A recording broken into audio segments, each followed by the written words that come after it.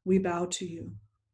O Goddess, the loud sound of your bell fills the perceivable world, destroying the prowess of all thoughts and protecting us from evil as a mother protects her children. May the brilliant sword of worship in your hands act for our welfare. O you who tear apart thought, we bow down to you.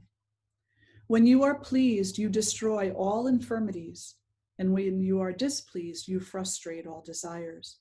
No calamity befalls those who take refuge in you, and those who take refuge in you invariably become a refuge to others. Who else could do this that you have now performed, slaughtering the great thoughts, enemies of the way of truth to wisdom, by manifesting the one form of the Mother of the universe into many? Who other than you is spoken of in knowledge, in scriptures, in discourse, in all sound, as the light of discrimination? You throw the universe into the great blinding darkness of egotism and attachment and make it whirl. Where there are demons of confused thoughts, serpents of dreadful poison, where there are foes and mighty hosts of robbers, where there is a great conflagration in the midst of a sea of objects and their relationships, you stand and save the universe. You are the sovereign of the universe. You protect the universe, the soul of the universe. You support the universe. Those who bow to you with devotion become the refuge of the universe. O Goddess, please be pleased. As you have just now saved us by slaying thoughts, in like manner always save us from fear of foes. Eradicate all evil from all the worlds, as well as all confusion and disturbance. O Goddess, remover of the sufferings and calamities of the universe, be gracious to us who bow down to you. You, who are worthy of praise by the inhabitants of the three worlds, grant the best to all these worlds.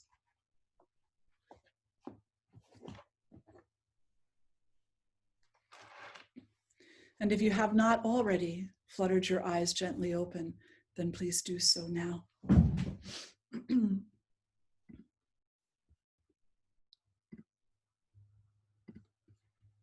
And so we come to the 9th night. My goodness. What a special night. It is the night that follows victory. And what happens when we are victorious is that there is a sense of accomplishment. In a healthy way, that sense of accomplishment is something that brings great joy and an inner impulse to share that joy with all others. We become hopeful. Our hearts and minds open once again to the possibilities of things improving rather than of things denigrating. And so in the moment of victory and in the moments after victory, there is this very special energy that reassures us that everything we have gone through has been purposeful, has led us to this moment, has given us the gift of wisdom, the gift of seeing good conquer evil, of seeing light conquer darkness, and of seeing and recognizing that the illumination of darkness is our spiritual path.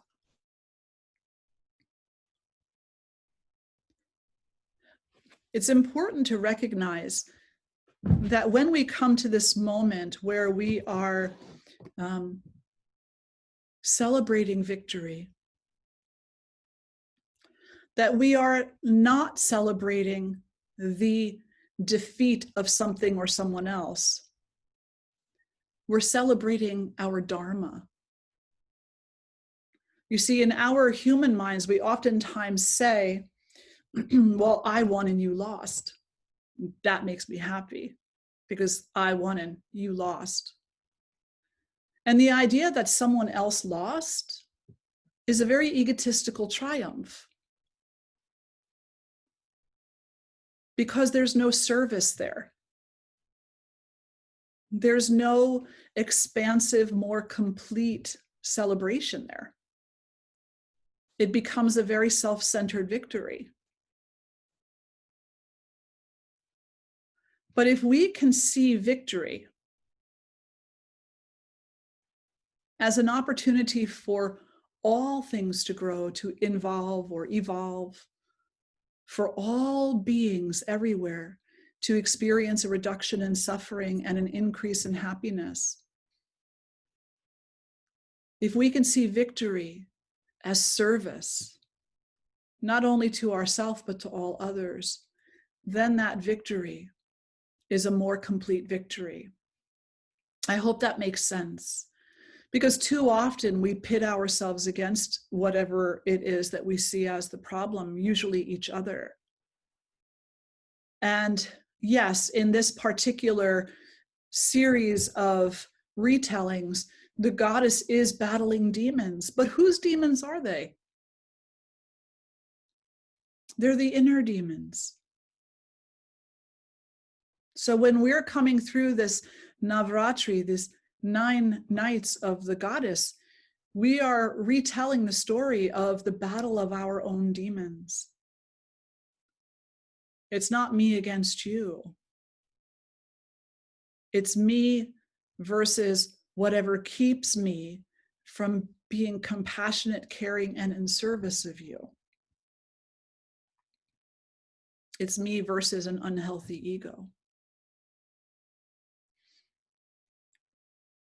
Certainly there come moments in time where we do certainly seem like we are battling the external world, for sure.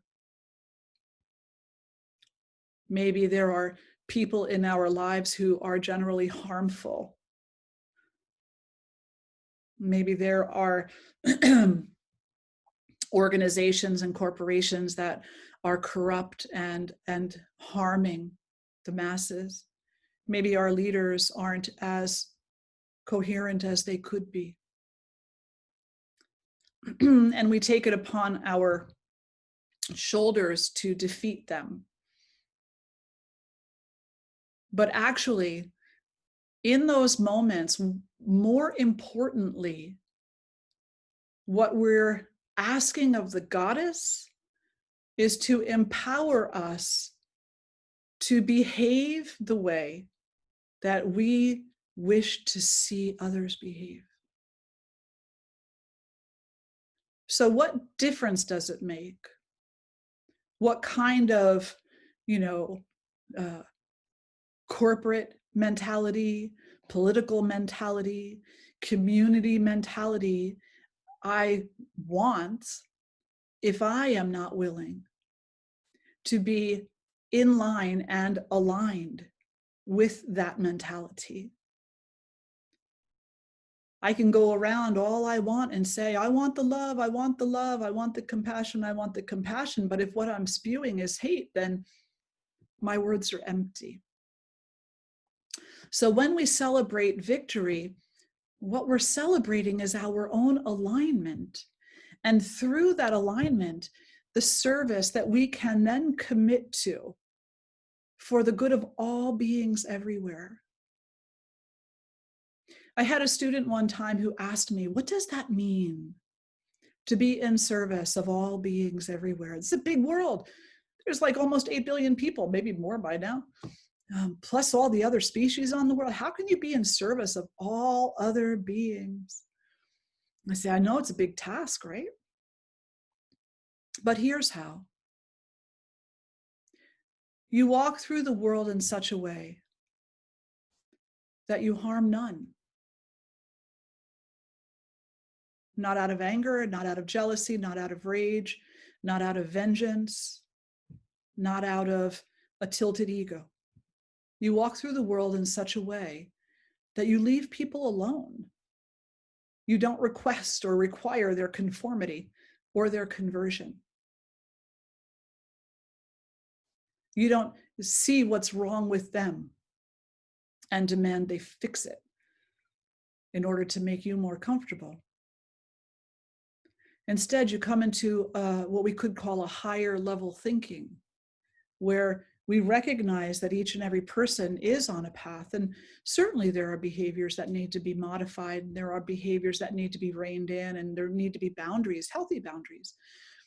But generally speaking, most of the people that we run into on a day-to-day basis, we can walk through that exchange, through that relationship, without harming them. And it's said in the Hatha Yoga Pradipika, and I want to say it's also in the Yoga Sutras. It's in a few different places. It's said that, and the Bhagavad Gita, the yogi who perfects nonviolence, who perfects non-harming, the act of walking through the world without purposefully harming another being, no one is afraid of that person. The animals are no longer afraid of that person because that person emanates peace. So when we come to the point of victory, victory is the realization that we have done some level of our inner work such that the peace we are emanating has become stronger. The peace we are emanating has become stronger. And we are now walking through the world mindfully, gently, fiercely. Yes, you can do both. And without purposefully harming anyone. Or in our human instance, fewer. Without purposely harming as much as possible. So this evening we talk about Siddhidatri. And she is the 9th of the Navratri. And in my heart, I see her as the epitome of the victory. Because she's in some way, shape, or form what comes about as a result of the victory. So as a result of facing down your inner demons, as a result of conquering the thoughts, as a result of minimizing or maybe even eradicating the tendency toward violence, as a result of empowering love, as a result of straightforwardness, as a result of protecting the Dharma. She is the bestower of the siddhis, the accomplishments or the perfections that occur as a result of the victory. So her name, Siddhi, means accomplishment or perfection. And Datri can be bestow or to give. And so when she sees that her devotees are sincere in their heart, that their battle has been sincere, then she bestows these beautiful accomplishments. And we've gone over them earlier in Navratri. We went over them a few nights ago, and we'll go over them again shortly. But basically, the culmination of the siddhis moves beyond the mystical aspect of them, which a lot of people get a little caught up in the mystical aspect. And it comes down to the experience of actual peace and the maintenance of that peace and an understanding that destruction as it happens in nature is not opposite of peace. So we come into understanding the Trideva and the Tridevi, the creation, the maintenance, and the destruction. And in our heart, in our mind, and throughout our being, we recognize the truth of the harmony that exists between them, not just the differences. Oh, I like the creation more. Oh, no, I kind of like the maintenance, Lakshmi, goddess of abundance. And some might say, I actually like the destruction more. And it's like, those are limited perspectives. Can you see the harmony that flows through each and between them? When we come into a state of peace, when what we have accomplished as a result of the spiritual battle that each of us undertakes, the culmination is the experience of peace. And peace on at least some level is the inherent understanding that there is no difference. Not really. Not really. So there's a beautiful mantra to the goddess, and the English translation states, "Beloved goddess, who is always prayed to by all kinds of beings, like the Siddhas and the Gandharvas and the Yakas and the Ashuras and the Amaras," so really everybody on all sides of the battle prayed to Siddhidatri. "May she always provide us with attainments." So in other words, no matter what our station is in life, no matter what our karma is that we are working on, no matter whether we find ourselves on the side of the good or the side of the not so good, may we come to a moment of realization. May we come to a moment of victory within ourselves in such a way that we attain peace, knowing that she is the bestower of that. So in the beginning of the universe, so many stories about the beginning of the universe. In the beginning of the universe, Lord Rudra, and Rudra is another name for Shiva. And let's not forget that Siddhidatri is an avatar of Durga Ma, and Durga is the consort of Shiva. And so Rudra and Siddhidatri, they're already paired energetically. So in the beginning, Lord Rudra worshipped the Adi Parashakti, so the formless aspect of the divine feminine, worshipped that for creation.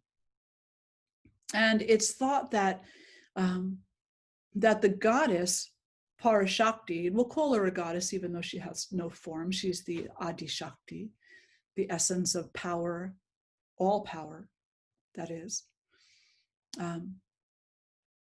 She appeared in the form of Siddhidatri.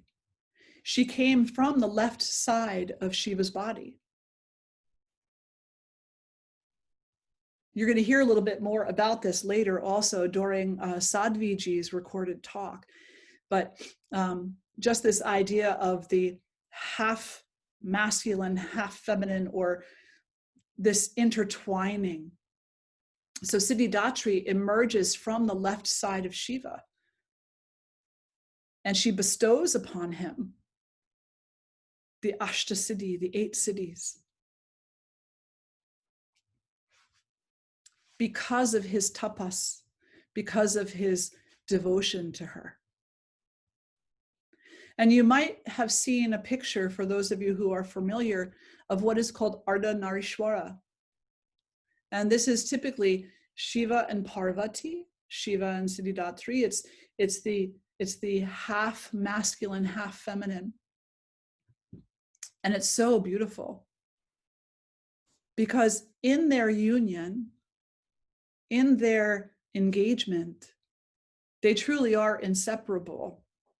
You cannot have the divine masculine without the divine feminine, and you cannot have the divine feminine without the divine masculine. They're two sides of the same coin. And if you look at a nickel, Can you tell me where one side ends and the other begins? No. Because both sides are inherently part of each other. Even if you try to scrape one side off, even if you take one side of the nickel, let's say the heads, and you try to scrape it off, there's still another side of that nickel. So the masculine and the feminine are inherent to one another, and they can never be separated. They can never be separated. And part of this accomplishment that Siddhidatri bestows upon us is an understanding of unity and how there is no true separation, no matter how much our ego wants to believe there is. Trying to believe in separation is the creation of disharmony, and it is also the creation of harm, especially when it is used as a weapon. But just as Shiva and Parvati, Shiva and Mahakali, Shiva and Durga Ma, just as they are eternally intertwined, eternally connected, so are we. And so perhaps the greatest devotion that we at this stage in our spiritual growth can offer to the mother is acceptance of our connectivity. Let me serve you. You're hungry? Let me feed you. Let me do what I can to support the release of suffering from those who fear being harmed, because fear of being harmed is potentially the number one cause of suffering. Fear of death, same fear of being harmed. So let me behave in a way, let me exist in a way, let me walk through the world in a way that you don't have to worry about that from me. Let me serve you.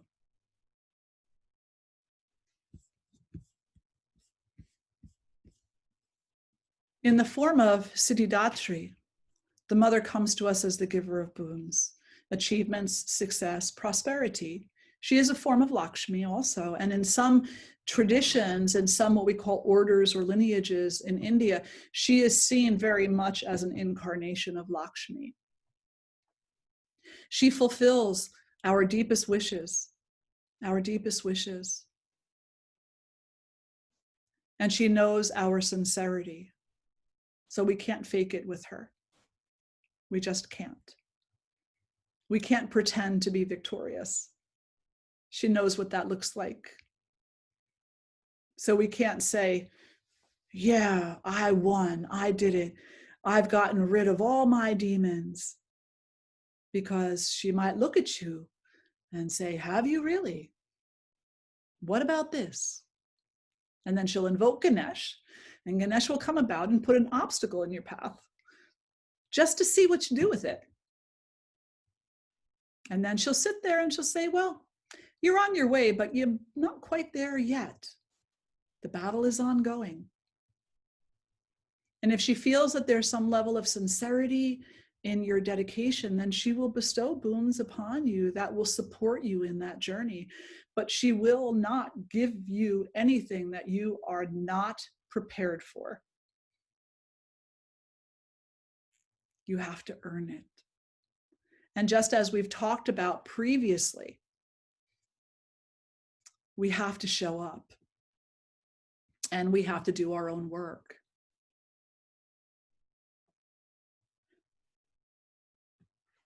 Datri, again, means giver. And Siddhi means perfection, accomplishment, or meditative ability. She is the holder of abundance in the highest form. I guess you could say that she is the storehouse of awakening. the kind of awakening that leads us to understand our dharma, understand our karma, understand our encounters, understand the truth of our being and the truth of all other beings. That is abundance. That is true abundance. Many times, and you've heard, I believe Devi brought this up earlier this week, perhaps Jyotima, I think maybe Louisa talked about it a little bit as well. Many times when people meet Lakshmi Devi, they kind of see her as a banker. And they say, oh, the goddess of abundance. I mean, books have been written on this, right? How to get rich. Use your intention and your mantra to draw to you those material things that you really want. And Ma Lakshmi will absolutely, if you do your tapas, and if that's really what you want, certainly she will give it to you. And it's not to be looked down on either, because all abundance, whether it is something as simple as the beautiful fragrance of a flower, to the beauty of a sunset, to all the money in the world, it's all her abundance. It comes from her. And therefore, no type of abundance should be cursed by us. But in our ability to be discerning, we do need to ask ourselves, is the abundance that I am asking for going to ignite egoic imbalance? Or is it going to support the experience of peace? And then we might look at asking Ma for lots and lots of material things a little bit differently. Maybe we do still ask her for those material things, but then they become tools, because we understand that one of our greatest purposes here in this human embodiment, in this material world, is to work toward the end of suffering. But the world that we have created requires resources, requires artificial resources like money and power and relationship on that level. And so maybe the abundance that you receive from Ma, if it's material abundance, is used in service of that. There was somebody a few years ago, and they had a winning streak at one of the casinos in Atlantic City. This is going back about maybe 10 or 12 years. It was my friend's mother's friend. And she said, yeah, they went into the casino one night and he won like $1 million. And then they went into the casino the next night and he won like a brand new Lexus. And then they went into the casino. They were there for a week. Every single night this guy won. And I'm not talking like 20 bucks. I'm talking like he walked out of there a multi-millionaire and started off by playing the slots, the penny slots, and then moved his way up and just kept winning and winning and winning. Now, some people might say, oh, you shouldn't be supporting the casinos. That's very bad. It's very bad. Oh, what those casino owners do and the conditions that they create. But we have to step back for a minute, because you don't yet know what he did with the money. The money that he won, most of it, 95% of it, went into foundation after. So, didn't mean to leave you on a cliff there, but that was pretty good. All right. Yes, and so we need to really remember that whatever abundance it is that comes our way, that it is purposeful. You know, it is absolutely purposeful.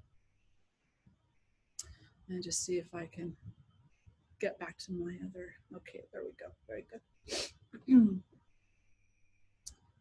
So we say that this beautiful Navratri, this Mata Siddhidatri, that she is also an incarnation of Mother Lakshmi, and that Mother Lakshmi herself represents the final achievement.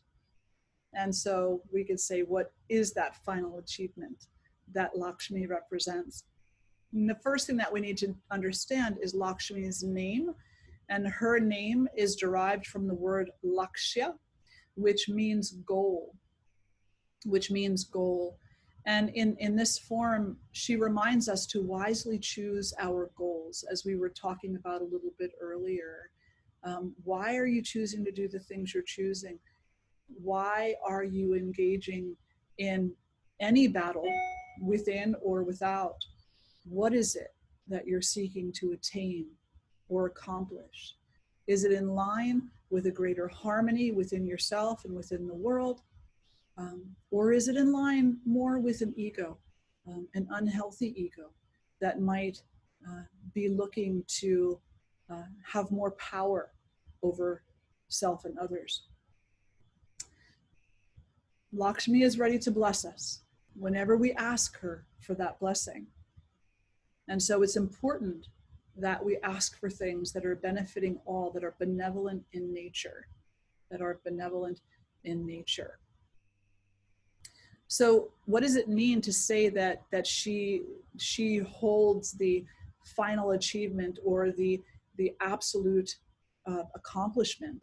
Is to say that Lakshmi, as the mother of abundance, there is no greater abundance than to be one with your source.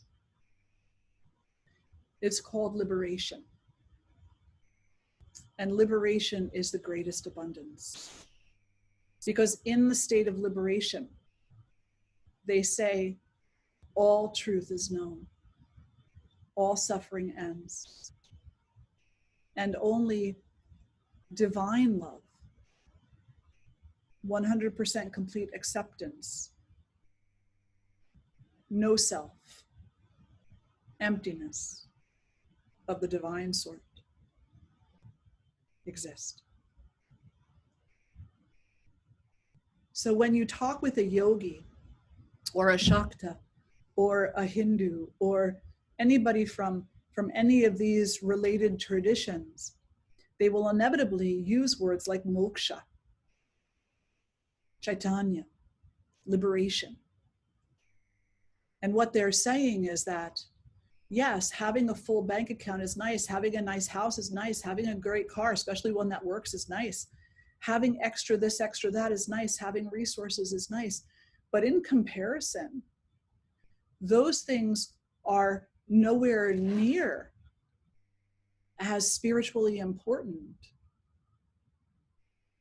as coming into complete relationship with your source, with that divine consciousness, and being able to accept whatever comes your way. I think it's important to also talk a little bit for a moment about what it means to accept what comes your way. Because I think in the West, a lot of times when we hear that, we're like, I'm not accepting that. I'm going to fight that all the way. I don't like what that looks like. That kind of a reaction is an ego reaction. Accepting what comes our way means that we understand what has approached us, what has shown itself to us, and that instead of denying it, we are going to step into the place of greater inner harmony and peace and do the work necessary to make sure that we do not fall into the trappings of that demon, the trappings of that wrongdoing, the trappings of that attitude. This is the great gift that Durga, Mother of the Universe, gives us also, is the understanding of what straightforwardness is. It's not that just that we say, okay, great, I'm a doormat, please come step on me all you want. No, no, no, no. You are a warrior. You are a spiritual warrior, but you are not a tyrant. We need to know the difference. We need to know the difference between fighting for the sake of fighting, and fighting for the sake of Dharma, for the sake of balance, for the sake of harmony, and for the sake of alleviating suffering. There's a difference. One is a self-investment only. That's a little s self. And the other is an investment for all beings everywhere.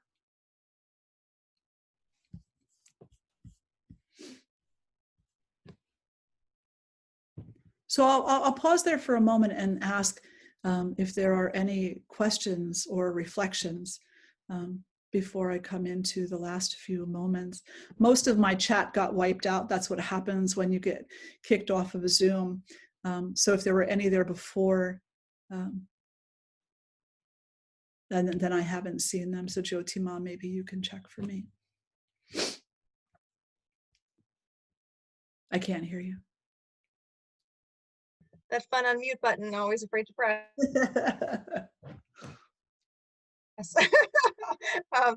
I was saying there was, so I was just saying after the Japamala, that it, like I was feeling so clear and still and peaceful. And so there, and I was trying to identify like a word, and I was getting the word like completion. And I was like, oh, that's so kitschy right now because that's what we're doing. I'm like, but I don't have a better word for it. And then Sarasvati Rosenberg said yes. And then I just asked a question right now.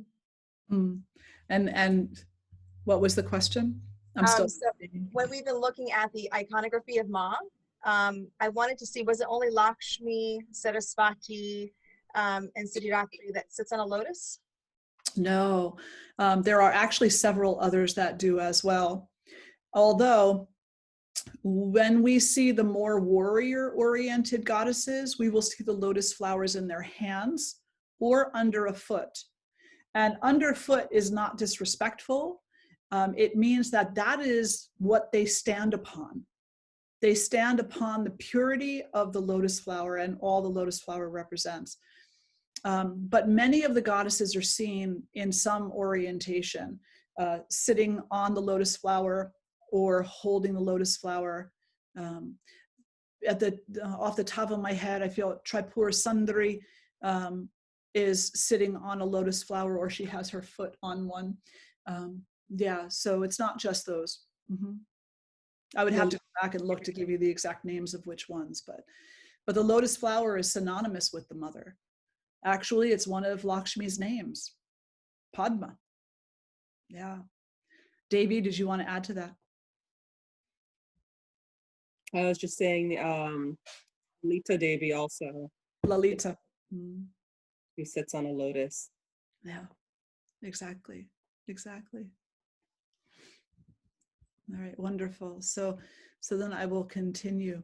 So I said earlier that we would talk a little bit about the 8 supernatural powers again, the siddhis that Siddhidatri offers and provides to her devotees. And this list, sometimes people hear this and it sounds a little bit supernatural, and certainly it can be. And I've heard that, you know, the Ashta siddhis, and then there are other siddhis also that people receive, and some of those that are not on this list actually sound a bit more extreme. Things like knowing the future, understanding the past, being able to move objects and change objects with their mind. But for this particular listing, anima is the first, and that is reducing one's body size to that of an atom. Mahima is expanding one's body size to an infinite size, very, very large. And we can look at the stories of Hanuman for examples there. When Hanuman is fighting the sea monster, how he becomes very large and very small in order to defeat her, in order to trick her. Garima, becoming very heavy, becoming very, very heavy. Lagima, becoming weightless. Prapti, having an omnipresence in the entire universe, so being everywhere all at once. And I think that many of you have probably felt that being everywhere all at once when you come out of meditation, or maybe while you're in there, when you're chanting the japa, when you're in the midst of homa, when you're serving, you know, there's a sense of being everywhere. all at once. Sometimes walking in nature can give that to us. Prakambya, achieving one's sole desire, whatever they want.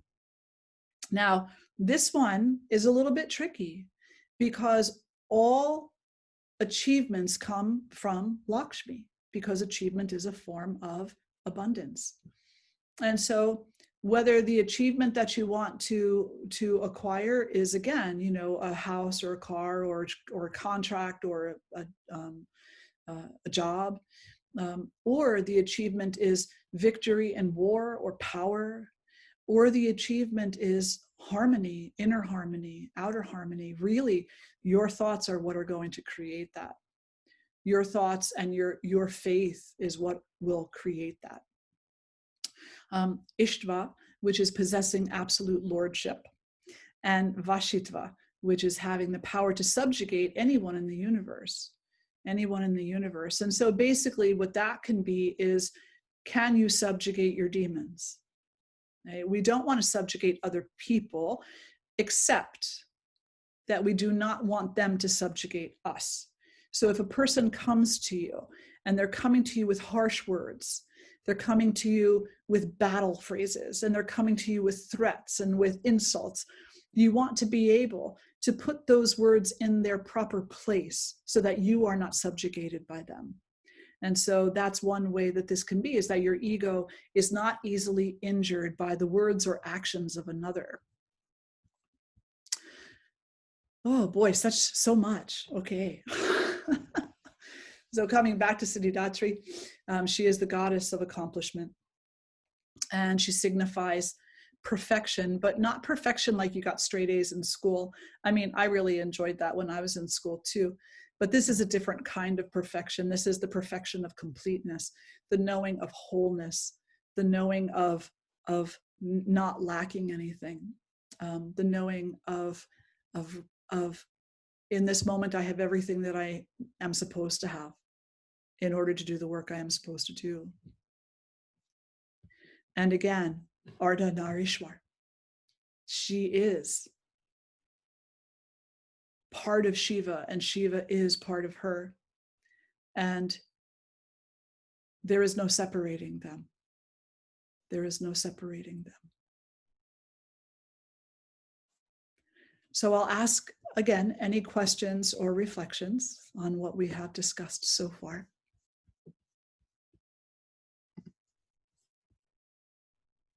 Okay.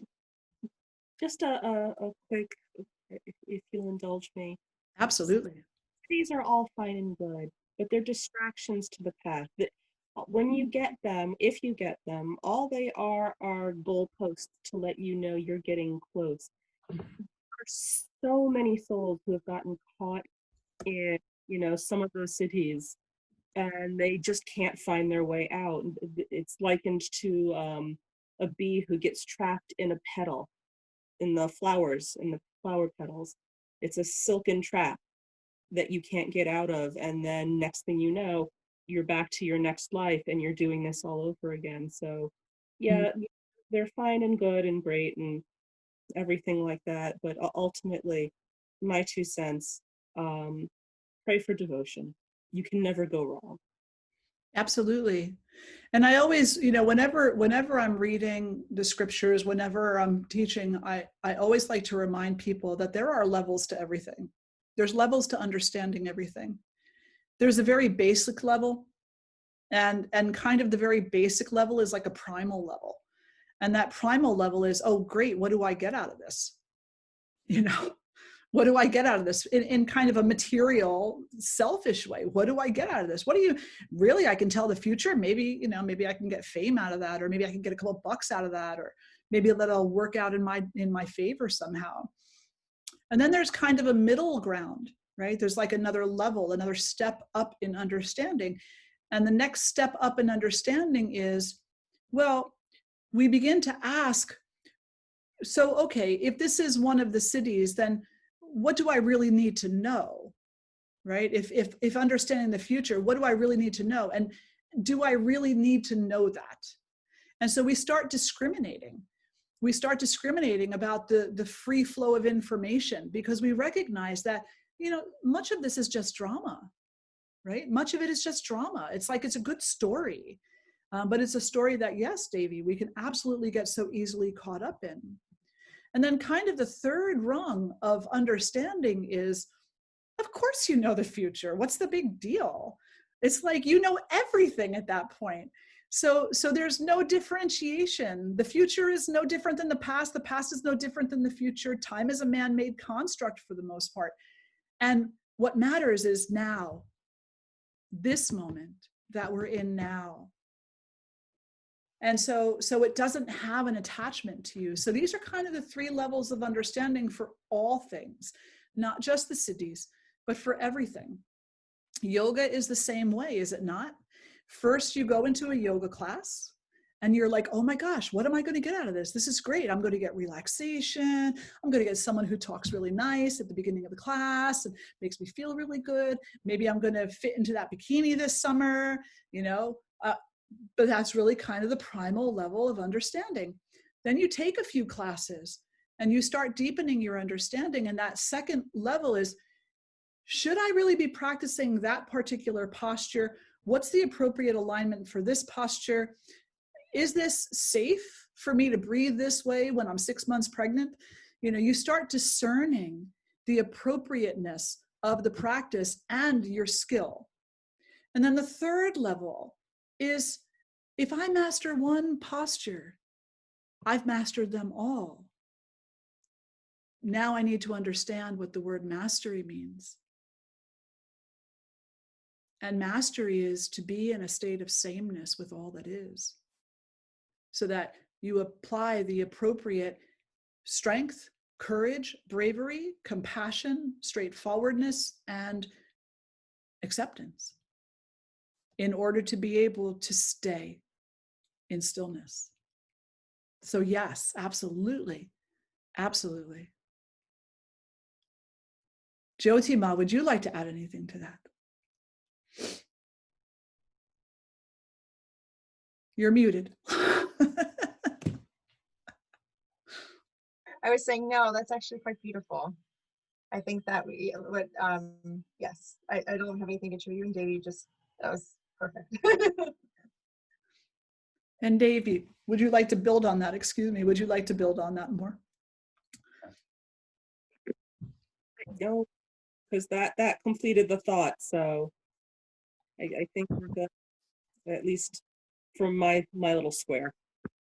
Were you going to, when I came back on, did I cut you off mid-sentence? Were you talking about Siddhidatri and then something you would like to complete there? No, it just, that was my full thought. I just seen too many people chase after siddhis, and then it just, beautiful human beings, and it was just the ruination of them. It turned into people that years later I didn't recognize. It was horrifying. Absolutely. Just cautionary tales from the life. I think it's important for us, everybody who is here tonight is here because you are a spiritual seeker. And so I feel personally that it's very important for us to be very honest with ourselves about the purpose of our spiritual path and the purpose of our presence here in the world at this time. And the purpose is loka samasta sukhino bhavantu. It is the alleviation of suffering of all beings everywhere, so that there will be a greater happiness. And not happiness as in I'm satisfied, happiness as in an abundant, Lakshmi, an abundant inner joy. And anything that drives us from that is driving us toward more suffering. And it's really that simple. It truly is. But then we get but what if? But what if? But no, there's no but what if. It's either, I think it was Wayne Dyer who said it so beautifully in his movie, The Shift, I think it was. Oh no, from Ambition to Meaning, he said it. He said, look, if life is a linear line, then down here is the light, down here is the dark. And you're either walking toward the light or you're walking toward the dark. That's it. There's no, well, you know, maybe I'm doing both. No, it's either one or it's the other. And sometimes that's an uncomfortable realization for people to accept, but it's the truth. We don't need to justify our actions. We need for our actions to be justice oriented. Yeah. And so I will turn it back over to Jyotima. Thank you so much, everybody, for listening, for sitting with us here this evening, and for waiting while I worked out my way to get back on to Zoom.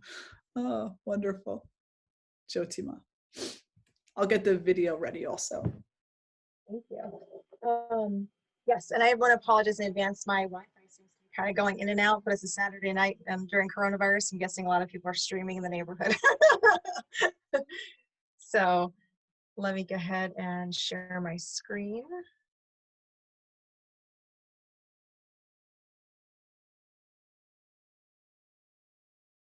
All right, can everyone see this beautiful picture of Sarasvati? Yes, okay.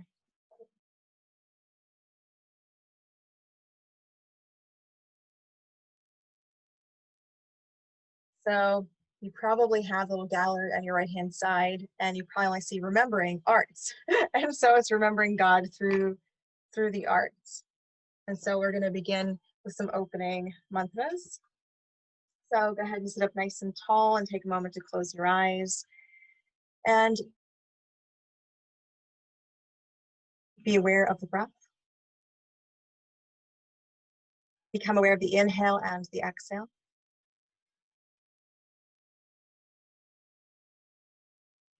And take a moment to check in with the body. And without judging or trying to change anything, just become completely aware of the body, aware of all the variety of sensations. And just accept them as you become aware of them.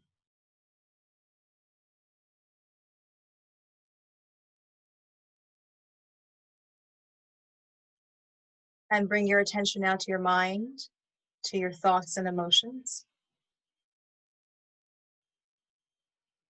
Become aware of all of the thoughts and emotions.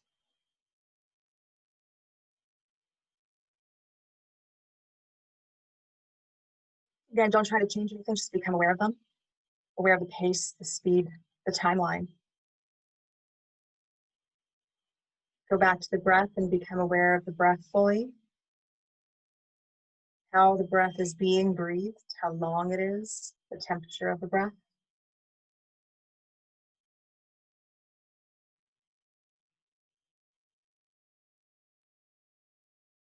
Now become aware of the heart center and your relationship or connection to the divine, in whatever that form that may take for you.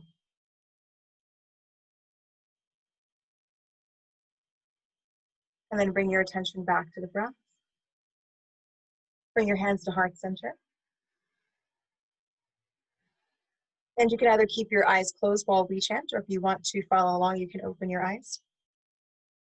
Om Sarve Bhavantu Sukhinah, Sarve Santu Niramaya, Sarve Bhadrani Pashyantu, Ma Kashiduk Bhagavave. Om Shanti Shanti Shanti. Om Purnamadaha Purnamidam Purnat Purnamudachate Purnasya Purnamadaya Purnameva Vashishyate. Om Shanti Shanti Shanti.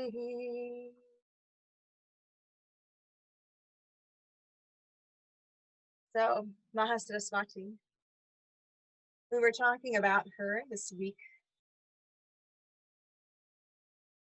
in the past few days, and starting to understand a little bit more about who she is, who the mother is in that form, because it's all mother. So she's just showing us different forms as we've been going through this week. And in this form, learning a little bit about her iconography. And so that when we go to, if you've ever been to temples, and there's, that was always the biggest thing for me going into Hindu temples in the US or India, when I was first really diving more deeply into understanding the philosophy. And I would look and I'm like, oh, that's so beautiful. Who is that? And eventually you learn, like when you see a flute, it's Krishna. You see a trident, it's Shiva. So you start to learn these things. And so it's really wonderful to be able to, to have Swaminiji share it with us every evening. So, because we can remember. So Mahasaraswati has 4 arms, and they represent the 4 Vedas. So the Vedas are universal truth. Some people believe that the 4 arms also represent aspects of our personality. So the mind, the intellect, the alertness, and the ego. And you'll notice how they differentiate the mind and intellect. She's always holding a book. Some people say it's like prose. Malas, always holding malas. A lot of times those malas identified as crystal malas. And that is to connect with God with concentration, because of course mantra is mind training. And she's playing a beautiful veena. So I'm going to go back up here so you can see her beautiful instrument, the veena. It looks like there's 2 gourds essentially along this wooden piece. So there's the larger part of the gourd that's down by the peacock, and the one that's higher behind where her fingers are. And so that's a veena. And you can see just in this picture where we're looking here, you can see in her lower right hand she has a book. And in one of her, actually her lower left hand, she has mala beads there as well. And so notice the peacock, but many times she's actually riding a swan, or there's 1 to 2 swans that are sitting next to her. And she is usually sitting on a white lotus as well, and that represents supreme reality. Swans represent discernment. And so there's stories that you might hear in relation to Sarasvati where there's, lakes or pools of water that are filled with milk and water, and the swans will be able to drink just the milk and leave all the water. And so the swans remind us of being discerning on our path. So to know the things that are healthy for us and the things that are not healthy for us, the things that keep us on our spiritual path and the things that are distractions. And so we'll get back to that thought in one moment. She usually wears a white sari many times, which represents pure knowledge. And the peacock next to her, going back to the swan, she never rides the peacock. The peacock is always next to her, because the peacock is the untamed mind. It's the untamed ego. It is that which is always distracting us. And so the peacock is always cuddled up next to her because the peacock wants Sarasvati to ride the peacock. But Sarasvati knows that the peacock is not like the swan. It has no discernment. And so those 2 animals right there are representations for us in order to truly understand ourselves. And so she has 108 names. And her names extend beyond what we identify as the country of India. So throughout the time of the Indian subcontinent, there was so much trade and travel that was happening. At some points all the way from like Africa coming in, Greece coming down. Afghanistan was a really huge part of so much Hindu mythology as well, and Buddhist philosophy. So there's lots of iconography that we would identify from Hinduism and Buddhism that was in Afghanistan. And so because of the trade routes also, there's so much exchange then from what we know today is like China and Japan and Korea, and so in Indonesia. And so so many of these different Asian countries have names for her as well. And then throughout India, whether you're in the southern part or the northern part of India, again, different names for Sarasvati, which is why when we were looking at the other day, we were talking about the sound Om, and how in the Rig Veda, when we're first introduced to Sarasvati, there is a name Vash, which is described as a cow, who has the first primordial sound that leads up to Om. And it's because of this, different languages combining in ways to express the same thing. And so the birth of Sarasvati, I'm just going to read to you a story. I can get that up here. Let me stop here for a moment.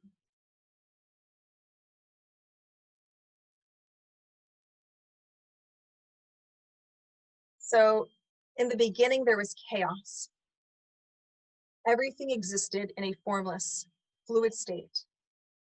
How do I bring order to this disorder? Wondered Brahma, the creator. With knowledge, said Devi. Heralded by a peacock, sacred books in one hand and a veena in the other, dressed in white, Devi emerged from Brahma's mouth, riding a swan as the goddess Sarasvati. Knowledge helps man find possibilities where once he saw problems, said the goddess. Under her tutelage, Brahma acquired the ability to sense, to think, comprehend, and communicate. And he began looking upon chaos with the eyes of wisdom, and thus saw the beautiful potential that lay therein. And Brahma discovered the melody of mantras in the chaos. And in his joy, he named Sarasvati Vagdevi, the goddess of speech and sound. The sound of mantras filled the universe with vital energy, or prana. Things began to take shape, and the cosmos acquired a structure. The sky, dotted with stars, rose to form the heavens. The sea sank into the abyss below, and the earth stood in between. Gods became lords of the celestial spheres. Demons ruled the nether regions. Humans walked the earth. The sun rose and set, and the moon waxed. The tide flowed and ebbed, and seasons changed. Seeds germinated, plants bloomed and withered, animals migrated and reproduced, and randomness gave way to the rhythm of life. Brahma thus became the creator of the world, with Sarasvati as his wisdom. So I just wanted to share that because I just thought that was such an incredibly beautiful story to talk about this birth of Sarasvati and knowledge and what it means for us. She's also known to be the one who escorts the deceased to the afterlife. And she is considered the Devi of the conscious in religion. So meaning even if someone is not necessarily dedicated to a specific religion, the consciousness of being spiritual, right? And having that guidance as well. Sometimes you'll see her with a rooster, which is calling us to duty. And again, the duty is reminding us okay, well, you lost your practice of, getting up at 6:30 and doing your japa mala in the morning. You decided now that the sun's rising not until 7:30 where I am in the morning, that you just want to sleep in, or it's raining this morning. And so the rooster reminds us you got to get up and do your japa. Or maybe in the evening when you usually do puja, you forgot to do that, or you've gotten out of the habit. And so it reminds us that there is a duty to our spiritual path. She's also known in Buddhism as the guardian of Buddhist teachings. And so again, because of this cross-pollination throughout the Asian continent, she's revered in so many countries that when Buddhism was developing, because Buddhism came from Hinduism, she was so revered because of her wisdom that she became a guardian of Buddhist teachings. And so she's also worshipped for moksha, and moksha is liberation. And so if you remember when we've been talking throughout the week about these roles that we identify Durga and Lakshmi and Sarasvati with, we go to Durga to empty out our cup, right? To hollow, I think it was maybe Devi that was saying to hollow out. So to empty the cup out, we ask the Lakshmi to fill it up, but not with money per se, but with gifts like compassion and peace, understanding, devotion, the ability for discipline. And when we go to Sarasvati, then she provides us with the wisdom to understand all. And then we have to then practice using our tapas in order to continue with our discipline. And so it's through that we can, that practice and that understanding universal truth, that we can achieve moksha, which is liberation. Sometimes in puja, and she's offered honey.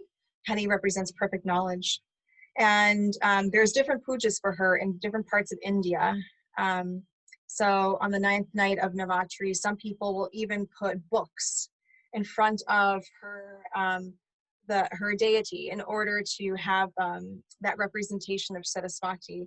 So they'll put the books in there and then do puja right afterwards. So the lotus is in the water, and as Swamini Ji was talking about earlier this week when we were talking about the lotus is sitting in muddy waters. And when I was in Thailand several years ago, I went to this one beautiful park, and there was just lotuses everywhere, everywhere, everywhere. And I'd never seen lotuses like that huge and close up before, and in just different stages. It was magnificent, but the water is muddy and murky. And then it was about, I think it was last year when I was at Masharanam Ashram in Maheshwar, India, there was, beautiful lotus that's towards the front of the ashram. And again, there are just beautiful lotuses everywhere, but sitting in that dirty water. And it reminds us the beauty that can come out of that. And the swans obviously are in water. So there starts to be this natural linkage between Sarasvati and the element of water. So Durga Maima has been talking throughout the week of the different aspects of how Ayurveda, in terms of like herbs and other forms of healing, are in relation to these different forms of Devi. And so in this form, we actually start to see the element of water. So we're all comprised of all of these different elements, and some of them are more active at different times of the day or the year or the time of our life. And so they all have different meanings for us. Just as we've seen this week, everything has a different translation, and they are teachers for us as well. And so we look at even Sarasvati's name, and Sa means with, Rasa means juice. I hear a lot of times Rasa with yoga, right? It says that juiciness. And Vati means woman. And so we see woman with the juice, woman with the flowing water, thus comes to the river Sarasvati. And so the river Sarasvati is the way we're first actually introduced to Sarasvati in the Vedas. And so she is actually mentioned in the Vedas 50 times. She has huge role in the early scriptures. That's how revered she was. And so the river Sarasvati, just to kind of give you an idea from the belief system and also historical and archaeological perspectives, there is, I have Sangam there. So there is, in India, there is a celebration that happens at several different locations in India. It's a very long story. It's a beautiful, cool story, but it's where nectar falls on earth.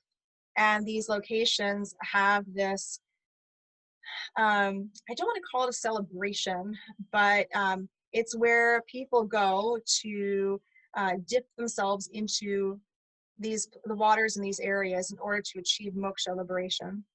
And so one of these places is in Prayagraj, which is formerly called Allahabad, and that was last year. And so it seems like there's one like every year, but they're rotating. And then there's also, it's called the Kumbh Mela, or Kumbh for short. And so there's the Maha Kumbh, which happens I can't remember, it's like every 20 years. And so in the Sangam, where last year Prayagraj, you have the Yamuna River and the Ganga, and then you have the Sarasvati. But the Sarasvati is not something that we can visibly see right now. And so it is referenced in the Vedas. So some historians believe that it is a real place, while others believe it was actually just a representation of who Sarasvati winds up. We talk about her now more in a visual human form, in a sense. And the Indian government actually just invested like a ton of money over the past few years trying to uncover where the Sarasvati River is. They have said that they have succeeded in finding where that is. But this place where this river is, there's beautiful stories about it too, where the river appears and then disappears, and Sarasvati kind of comes out, of it, and then she kind of goes back in, and you can't even find where she went. And so the myth with the Indus Valley, Yamunadar, wow, I don't remember that myth is right now, so we're going to skip that. Later on, I'll come back to that. I'm just totally lost. And so these were just two different translations from the Vedas talking about Sarasvati. And so forth from the lap of the mountains, eager, racing with each other like two mares, unloosed, resplendent, licking each other like mother cows, their calves, the Vipas and Shudri rivers speed with, and let's see what that says, with their milk. And I wanted to share that one with you because, again, that goes back to Flash the goddess's speech in the early Rig Veda, who eventually we learn is Sarasvati. And, oh, best mother, best ruler, best goddess Sarasvati, we are like ones unlauded, make a laud for us, mother. And so as we see with the Siddhidatri, the arts, so she's holding that Veena, right? And so she reminds us that these arts are here for several different reasons. So whether it is looking through the lens of Sarasvati or even looking universally at a lot of like indigenous cultures and early spiritual beliefs, the arts actually make the gods happy. And so we're providing them with entertainment, we're showing them that we love them. And so it's a way of really showing gratitude to them. Humans, though, are very unique in the sense that we actually have this huge need to create. And so think about that, and also how it also helps relay information to people, right? So some of our greatest drives as human beings is to exchange information. And we either do that a lot of times by having children and providing them information, or instances like this, where we're actually talking and sharing.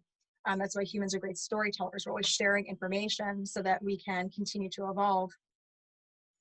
And so these things does not make us separate from this concept of why the arts are important to our spiritual path, though. Because if we actually think about Shakti creating everything, or in the sense, that we've got this beautiful story of Sarasvati coming through Brahma, and so suddenly the chaos has purpose and everything is being aligned and being created. All of these tendencies we have in ourselves, our need to create, our need to relay information, our that actually comes from Shakti. So Shakti is this creative force, and she's giving us this creative force, and she's saying, use this creative force to say that there is no separation from you and me and Devi and Swamiji and the tree outside. There, use that creative force to create this place of peace. And so we connect with God through this natural human tendency. And Sarasvati also, she gave like Lord Ganesh ink and pens. So she's doing also many different stories aside from just like the Veena and the book, also of like giving these gifts to other gods. And so when we talk about the art that Sarasvati represents, we're talking about drama, dance, music, studying, and chanting. And so I'm going to show you just a couple of things. So in India, the arts is very much hand in hand with these, these practices. And so whenever we have these beautiful celebrations, whether it's to these different forms of Devi during Navratri, or it's like to Krishna during Krishna Jayamanti, whether it's celebrating Shiva, we always have all these forms. There's always someone putting on a play and someone doing a dance and someone's playing music, and then we're studying, like the text of Swamiji earlier this evening was actually reading to us from these spiritual texts, and then we're chanting, whether it's Japamala or Kirtan or bhajans. And so these are all important parts because they help us share information, they help us show our love to these deities, but it also is a great teacher for even ourselves, because in the process of doing the drama, in the process of dancing, in the process of chanting, in the process of studying, whichever of these is appealing to you, it actually helps us relate to the divine. So I'm going to stop my sharing my screen for a moment, and we're going to try to share again. I'm going to go to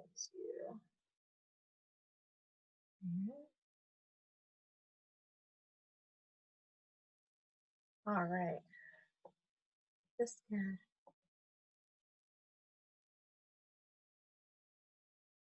Okay. So let me just try to do them in order. Don't know if that's going to happen. Here's a drama. Puja. Seji, here is more fruit. See, just when I wanted to relax, someone always bothers. Hey, Balu, go check who it is.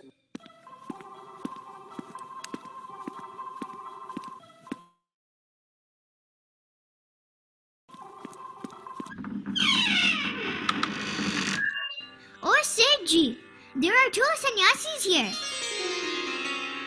So you can Sannyasi? see, again, even the children when they're young are learning how to share these stories. And so it's a really fun experience for them, you know. So you think about all the kids in school here that are doing different plays, and there's stories that are part of our tradition, but these are stories that are part of their tradition that's also a way of connecting with the divine. Do I have her? Yes, this is a really cute little girl. So she's actually also doing a little drama. I'm just going to share the full video because it's about a minute. She's just too cute.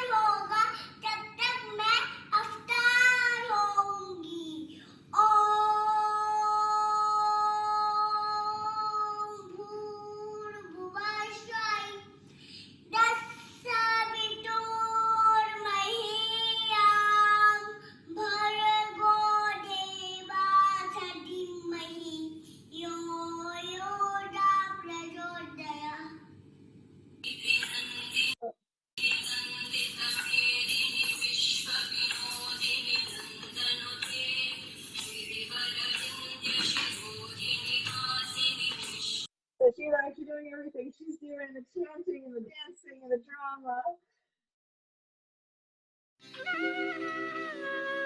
And so another popular form of expression of the arts, of course, is dance. And there's one that's called Odyssey Dance. And a lot of times the Odyssey Dance is actually done to the Divine Mother in temples.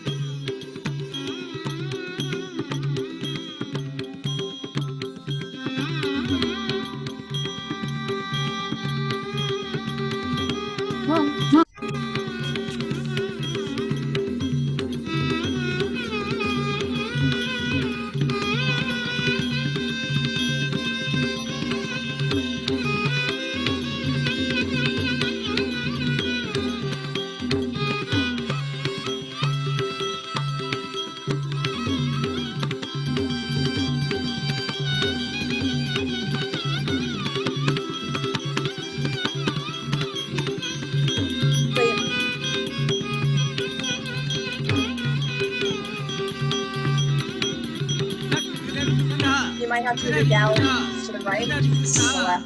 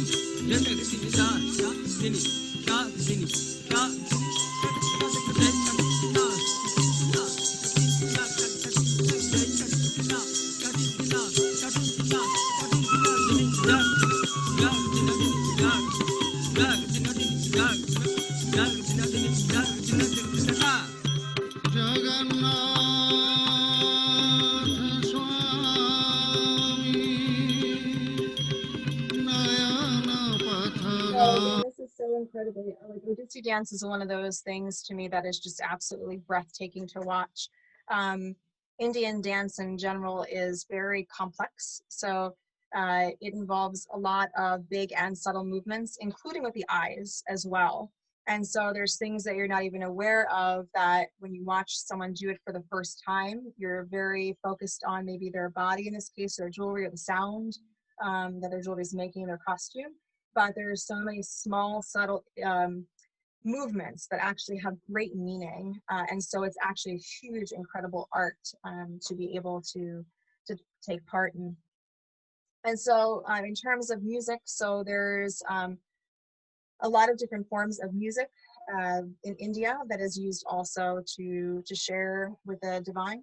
And again, you know, traditionally as a child, you learn how to play an instrument or dance, or you're doing drama as well. And so this is actually the gentleman that's all the way to the right playing sitar is Abhishek Maharaj. And so he's one of my harmonium teachers in India. He was a student of Ravi Shankar. And so his dad is the second from the left, and then his brother is in the middle. And they have, I think, as a guest, a tabla player with them. And so they travel throughout India and the world actually offering music. And so this is an opportunity to also see music as an expression as well.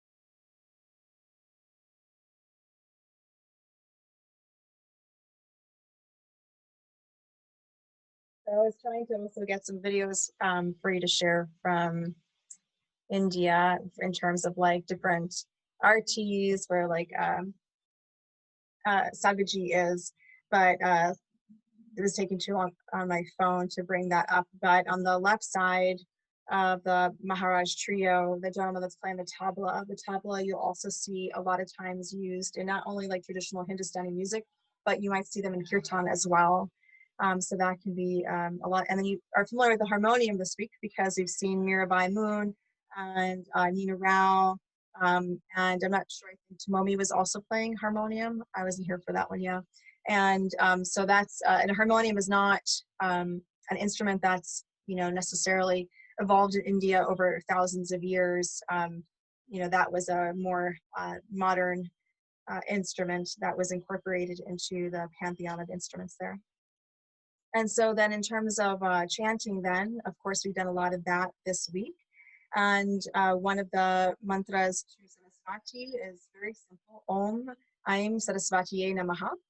And the Bij mantra, Aim, represents the tongue. So I was talking about when I was discussing Om, how a lot of these Bij sounds that are coming from Sanskrit, which comes from Om, represent different parts of the body. And so in this case, Aim represents the tongue, which makes complete sense when we think about the drama we're speaking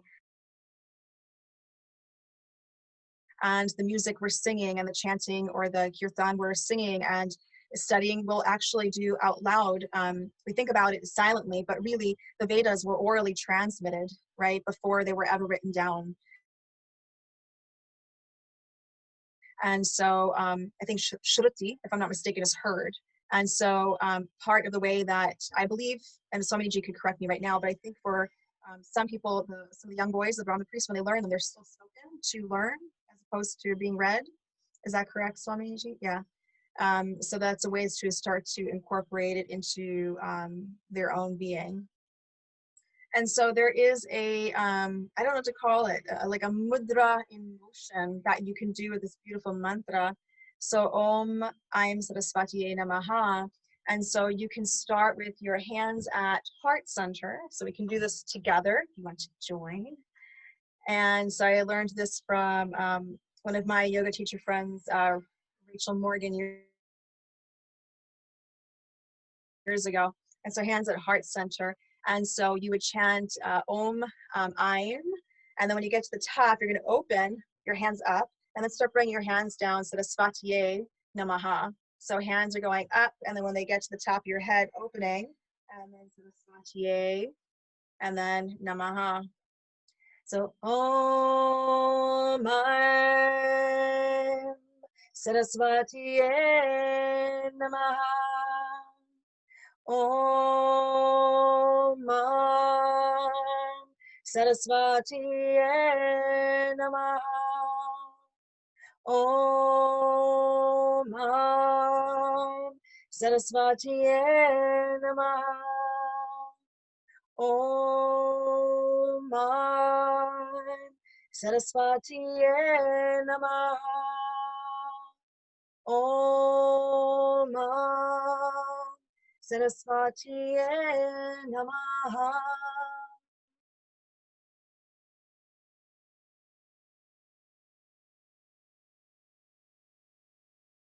Sorry about you, I feel this beautiful fullness right here.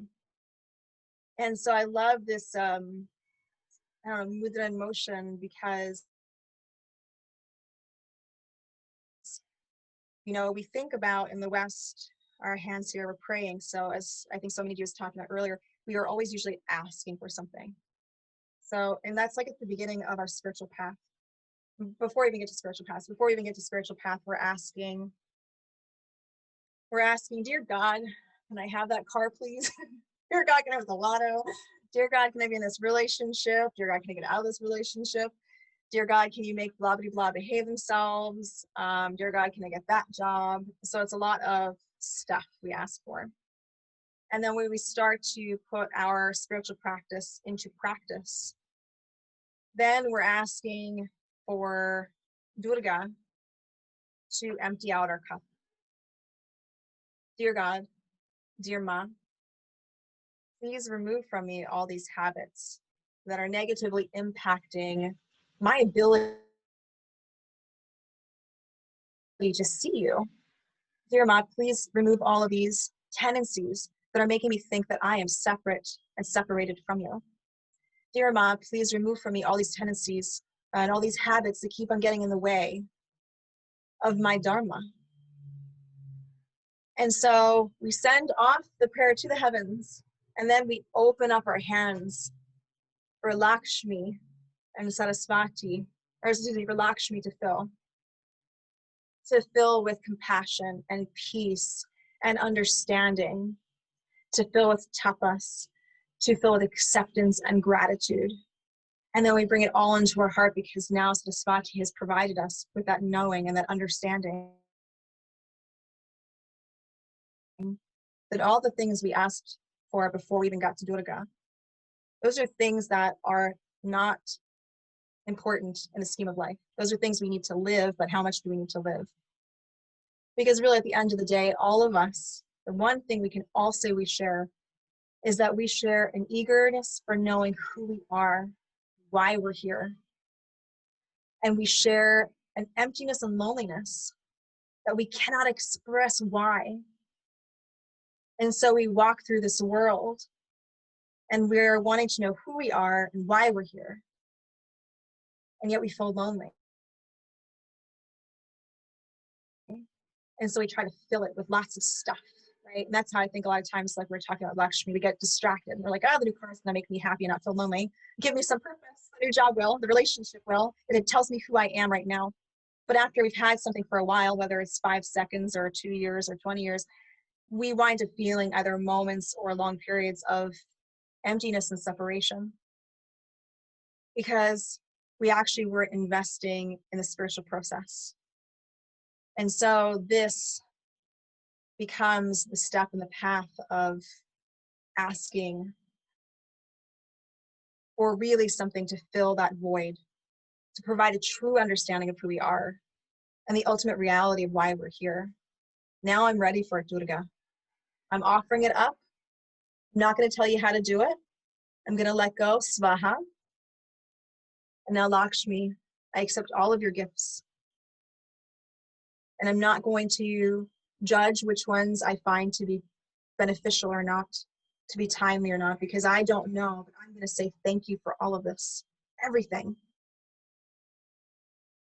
And now I understand Sarasvati. Now I understand. I understand who I am. I understand why I'm here. And I understand what my dharma is. I understand, and I don't feel lonely because there's not the separation that I thought you were someplace else when really you are here all the whole time. And so because we see Sarasvati associated with the lotus and with the swan, so therefore the water, and her name, right, that rasa is part of her name, and in the Vedas first being introduced to her as the river Sarasvati, we associate her with the water element. And so one of my teachers, Swami Guru Sharadananda, he says, you know, we start to go through all of these elements. You start with earth and you create this foundation, and then you get to water. And then once you hit water, he's like, you have your foundation, right? So that's like us having our tapas, right? So we have our routine that we do every day, every week, things that we do to keep us on a spiritual path. We have our satsang, we have the things that we study or do or chanting. And after we have that discipline, now we can dance on it. Now it's time to just emanate joy. You know, absolute joy. Live as joyfully as possible. Smile always. And the beautiful phrase he would always say, he's like, Muya. I have that written downstairs in my blackboard in my kitchen. So every day I see it, Muya. And there's a, right here, there's another mudra we can use. So in a very practical sense, because I don't know if you're like me, I like to sometimes have things that I can do to help me on my path, right? Is that when you have like a cup of water that you're gonna drink, you can do this in the shower as well. You can do this, it's a fish mudra on your water. So right hand down, left hand on top, and you put that over your cup. And if you're not worried that anyone is seeing, you know, if no one's, you're not worried that anyone's seeing you, then you can move your thumbs like a fish. But if you're in the middle of anyone, it can just be like, I'm just resting my hands, you know. And then in your head, you can say, Gange cha, Yamuna chaiva, Godavari, Sarasvati, Narmadi. She's a good little thing. Sindhu kaveri, Jalismin, Sandim, Kuru. And so Sanditim is together, Kuru is now, Jalismin's water. And so the other ones are the names of the beautiful mother in the forms of rivers. And so as you take a bath, you invoke all the waters of the sacred rivers of Ganga, Yamuna, Godavari, Sarasvati, Narmada, Siddhi, Kaveri to flow through the taps, to cleanse you and bless you and express your gratitude to Bhagawan for the gift of water. And so when you're in the shower, some people take fast showers. My husband's like in and out in like 2 seconds. He sets records like every day.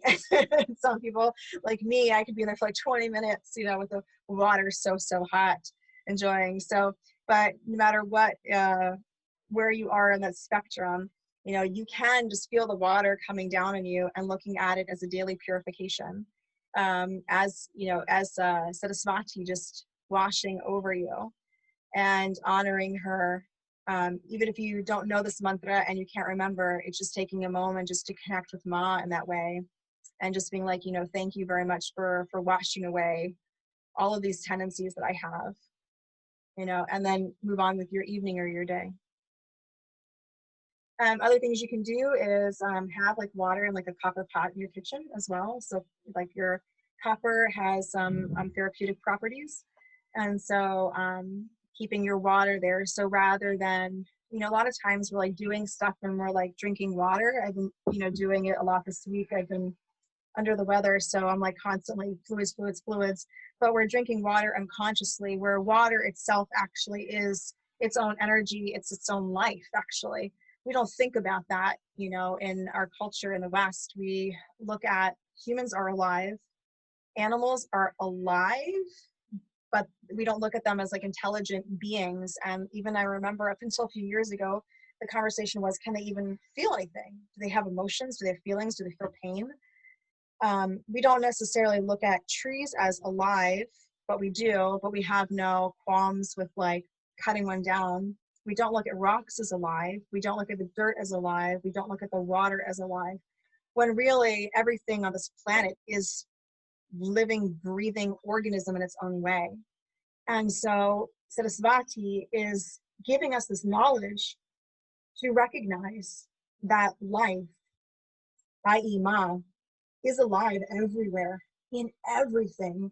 And so every step that we take, every drink that we drink, every movement that we make, we are interacting with Mother. And so when we're drinking our water, rather than just rushing, we should recognize that we're bringing life into us, and that this form of water will adapt to our emotions and our thoughts.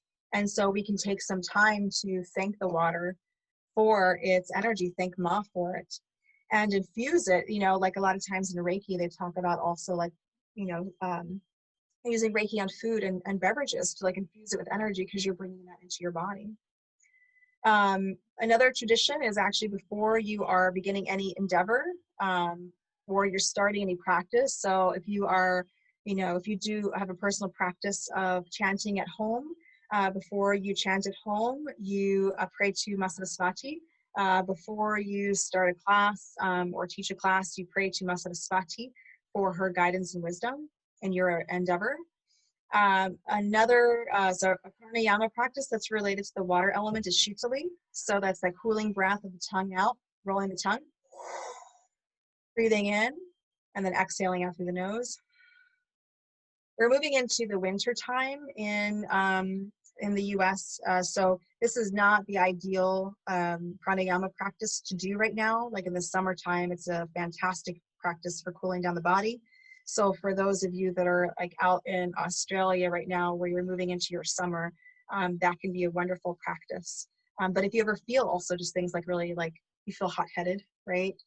You can invoke Ma and the water element through the Shitali pranayama. And also like small things too, like special clothing. So if you have like a practice at home, like have like certain clothing that you only wear for that. And the reason for that is it's there is a process and a practice of like, before you would do puja is to maybe shower and wear clean clothing, as opposed to wearing clothing that's been dirty throughout the day. But if you have special clothes you're actually using specifically for your ritualistic practices at home, whether you're just doing japa mala or if you're going to do even a meditation practice, it actually puts you into the mind. So it's almost like you're becoming, you're mimicking someone else, the person that you think you are, which isn't entirely negative, because it's reminding you of your dharma, right?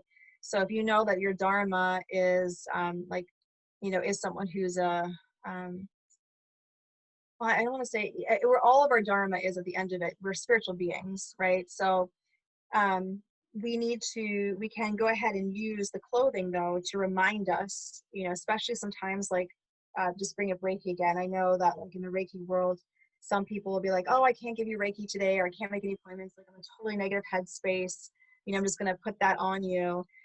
So rather than rejecting the practice altogether and be like, well, today I can't do my asana because I'm just too angry. Today I can't sit with meditation because I'm just too anxious or depressed. Like, change your clothes. Like, put on the specific clothes you use just for that. It's kind of like the physical version of like, you fake it till you make it kind of thing. You know, being in the flow also does not mean that you are passive. And that's like, I think the one hugely misunderstood part of yoga in general. And Sarasvati reminds us that when you are in the flow, like Maganga, you are not passive at all. And if you've ever been to Rishikesh and seen Maganga during monsoon season, she rises really tall and her waves are just kind of pushing, but she's going with the wind. She's going with the movement. She's not trying to stop anything. You just know you stay out of her way when she's doing this. But she accepts who she is during that time. She accepts all the rainfall coming down. She accepts the force that she's going to be pushing through. She's not passive. And so that is really often misunderstood. Sarasvati is never telling us to be passive. She's like, no, you got work to do. You have to do this work to be on your path, but you have to accept what happens along the way. And that's usually really, really misunderstood. Smile. Smile, smile, smile. Smiling because you're living joyfully with Muya, right? And there's a beautiful mantra that I messaged Samini the other day, and I was like going, okay, so here's the mantra. It's like, I don't know how to spell it. I'm like, it's one that I learned years ago and I wrote down phonetically, and I just like, I never. So she was my satyr. Om Ganga Draya Namaha. The spontaneity of the river, and that goes back to being in the flow. So when you're living in joy, life is spontaneous. Ma calls you suddenly to go, well, you know, Ma calls you to go to the casino and suddenly you win and you're giving away all your money. No, Ma calls you to pick up the phone and call grandma today, even though you have no time. And so you call grandma and she says, you know, I'm so happy you called because I've actually been so lonely. I haven't talked to anyone in 3 days. This is darn COVID. I feel really lonely. I was just so sad and I was sitting here crying when you called. Because Ma knows you were in that spontaneous moment with Ma. She knows what needs to happen. And so you're able to be her vessel by moving through her. You are the river. You are Maganga. You are Ma Saraswati. And another beautiful, one of my favorite mantras to Ma is Jai Jayambe, Jaya Jagadambe. And everyone always asks whenever I do kirtan, like, what does that mean? What does that mean? And I'm usually like, it means like, yay God, whatever form we're doing, yay God. So Jay is victory, Jaya is victory, Ambe, creative power, that's Shakti, right? And Jagad universe. So victory to the creative power in the universe. So that form of Ma. So before we close out with our last mantra, I wanted to find out, does anyone have any questions? So I'm going to stop sharing the screen for a moment. Someone has said, I'm so sorry, I missed this. Let's see here. Please, Jyotima, could you demonstrate this? Saraswati, you can unmute yourself if you want, and just if you can tell me what you wanted me to demonstrate. Hi. Hi. If you could demonstrate the mantras and the mudras that you were describing, you know, how you say the mantra to Saraswati and you have a mudra that moves up, and also the fish mudra, the one that where you bless the water. If you could demonstrate them, because you were describing them, but I couldn't see you. I could only see the screen, you know? Yeah. Yes, absolutely. I'll do that again. So the Om Aim Sarasvatiye Namaha. So it was here Om, and then I'm going to bend down a little bit. Aim, and then opening the hands, Sarasvatiye, and then to the chest, Namaha. So you're starting at the heart, and then moving the hands up at the crown of the head. You open them, and then you draw the hands down opened, like you're opening like a lotus flower. and then you come back to the heart and close them. Does that make sense? Do it again. Yeah, let me get out of my chair. Yep, I'm gonna get out of my chair so I can scoot down a little bit. Okay. So, Om Sarasvati Namah. Om Sarasvati Namah.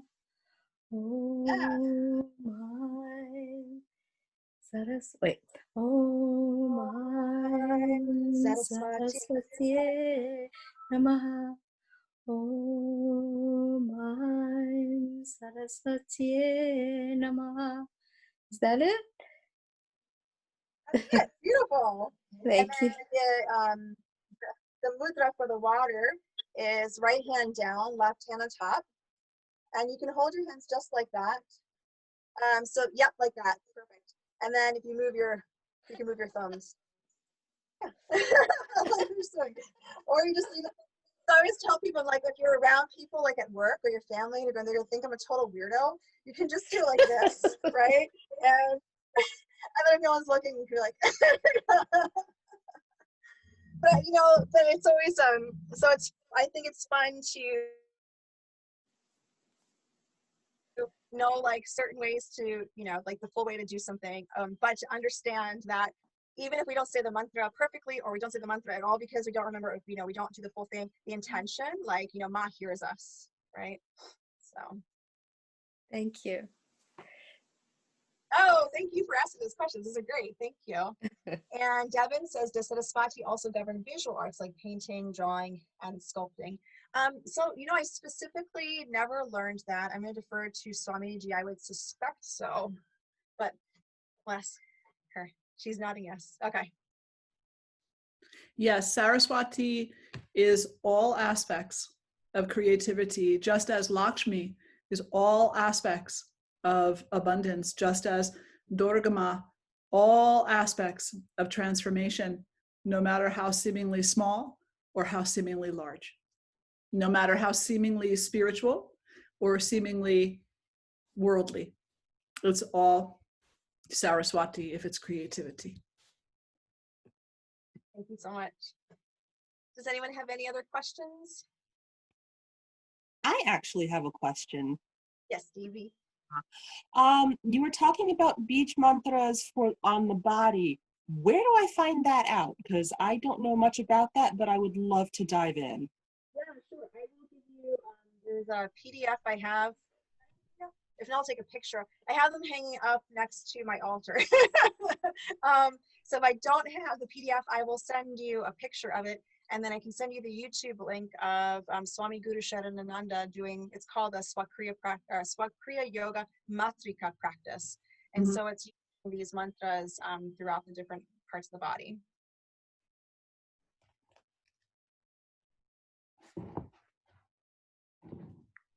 Any other questions?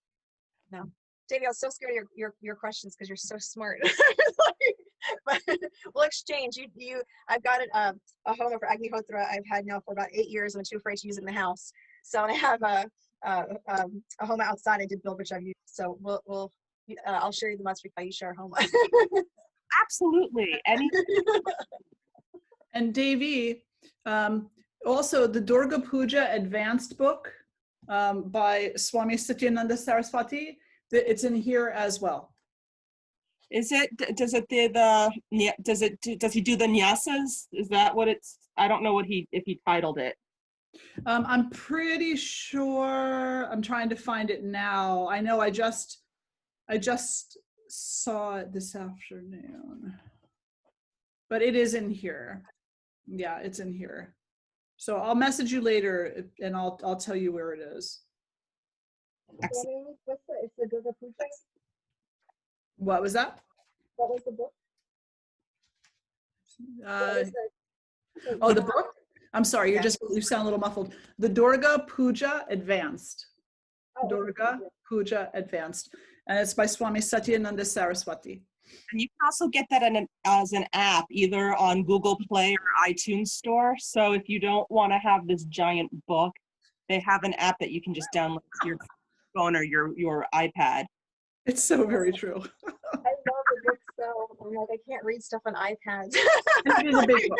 I'll add to my collection of big books. Does anyone else have any other questions? No? Okay. If you have any other questions that you think of, you can go ahead and type it into the chat box. So we'll go ahead and sit up nice and tall. And actually, you know what? I'll share my screen so we can do this together.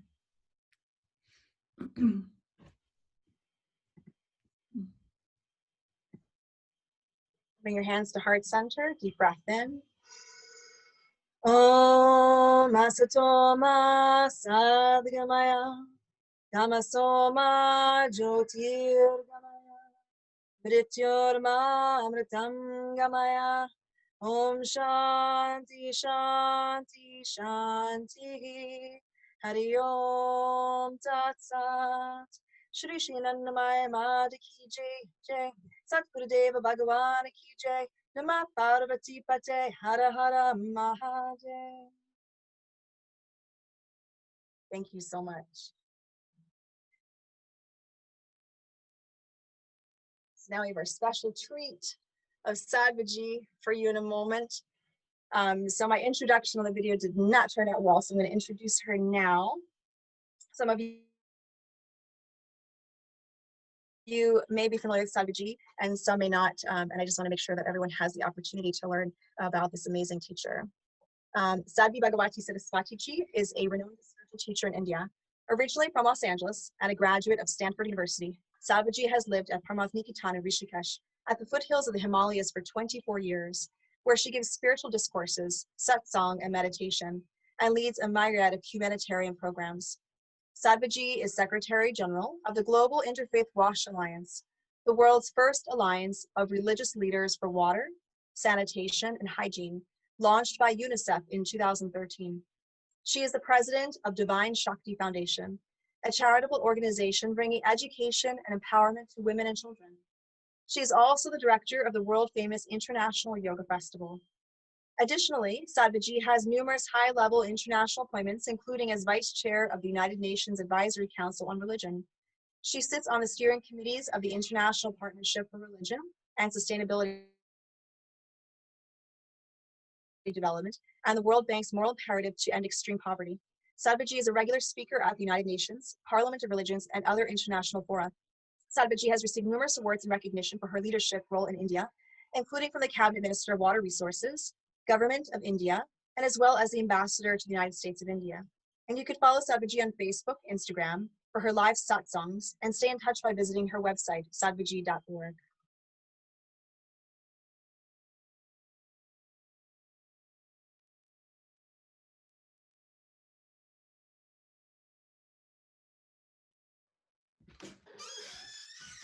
Jyoti, Ma, do you want me to share it from mine? Oh, it's up to you. I have it ready unless you want Okay, to. nope. If you're good, go right ahead. Very good. All right.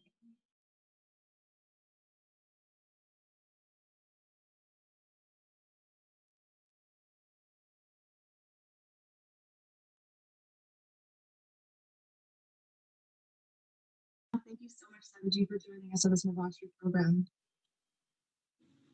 Wonderful to be with you.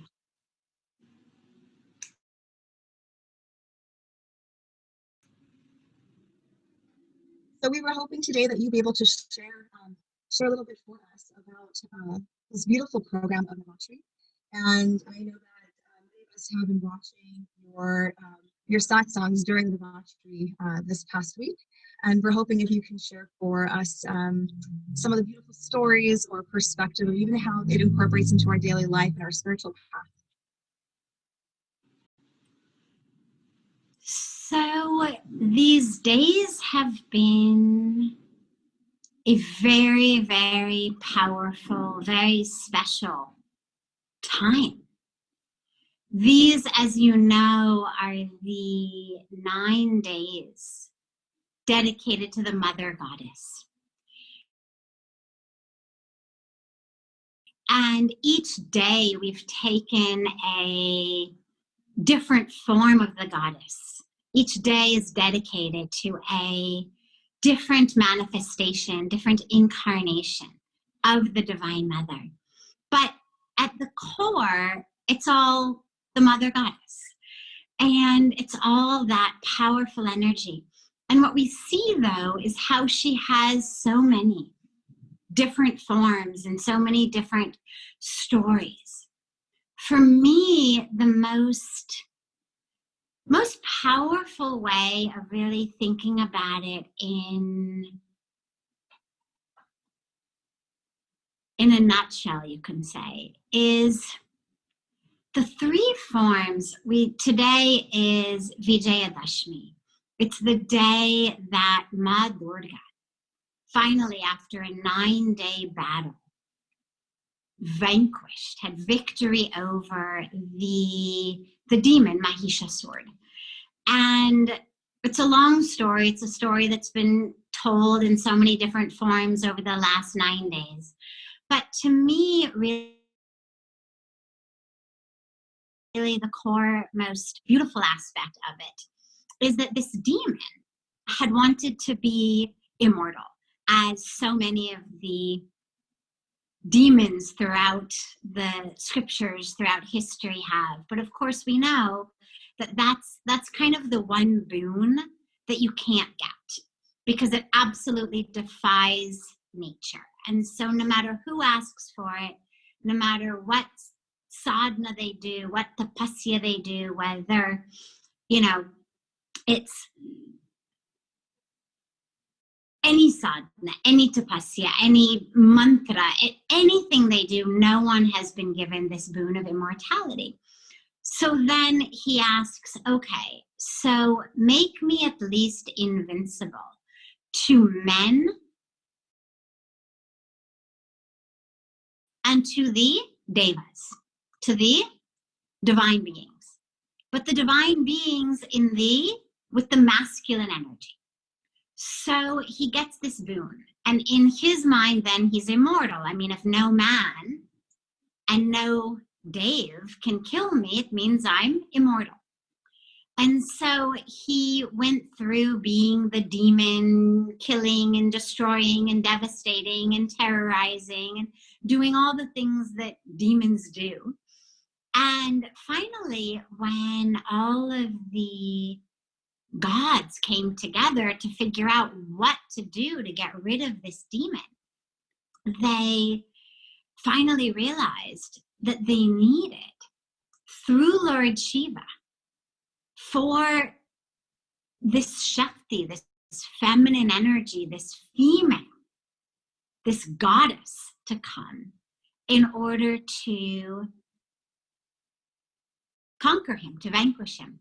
And I love the idea that the demon is the one who forgets about the women, that he thinks that he's invincible because no man and no Dev can harm him.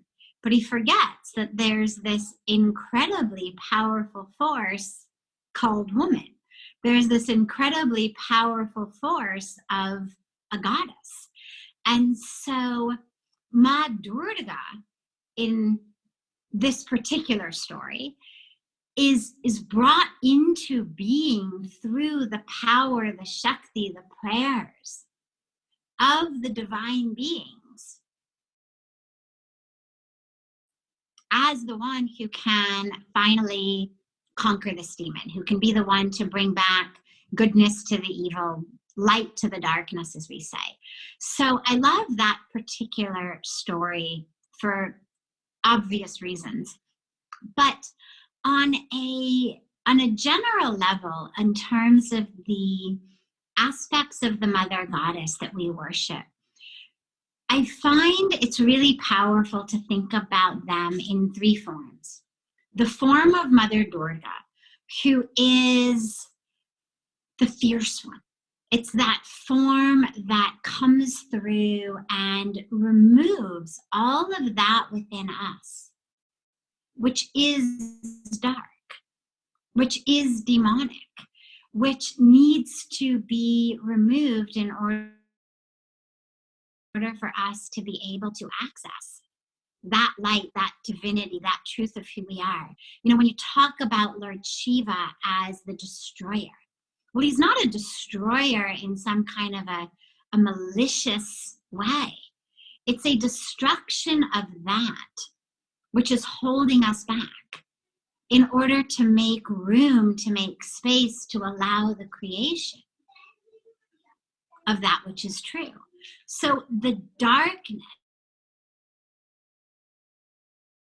you know, when you think about Kali, for example, another form of Durga, when you think about Kali in this dark form, it's the darkness of the womb before creation. It's the darkness of night out of which comes the day. It's the darkness of the, you know, the cocoon out of which the butterfly emerges. So it's this sense of a destruction, a dissolution of that which we need to be free of. And that's really important, that it's not about malice. It's not a fierceness to be afraid of unless you are attached to your ignorance, attached to your ego, attached to your attachments, attached to your false identity. So Durga comes through and kind of wipes us clean. You can think about it as sort of the hollowing out of the vessel. You know, on a physical level, we get heart attacks when our blood vessels are full of plaque, right? I mean, that's literally what gives us a heart attack, is the blood is there, but the blood vessel is so full of plaque inside it that the blood can't flow. And on a spiritual level, we get so full of ego, of ignorance, of attachments, of false identities, of illusion, that grace is there. But grace can't flow through us because we've become clogged up like an artery full of junk. And so I think of Ma Durga as the one who literally just cleans out those arteries, cleans out the vessel of us so that the grace that is flowing is able to flow through us. And we then have, of course, Ma Sarasvati, who's the goddess of wisdom. And it's the wisdom to know. It's not the wisdom of calculus or the wisdom of physics or the wisdom of literature, or it's not that. It's the wisdom of really knowing the truth of who we are. The wisdom that the third eye allows us to see, that allows us to see the truth of who we are, which is divine, which is whole, which is full, which is complete. When we chant, I tell you, have to turn that off.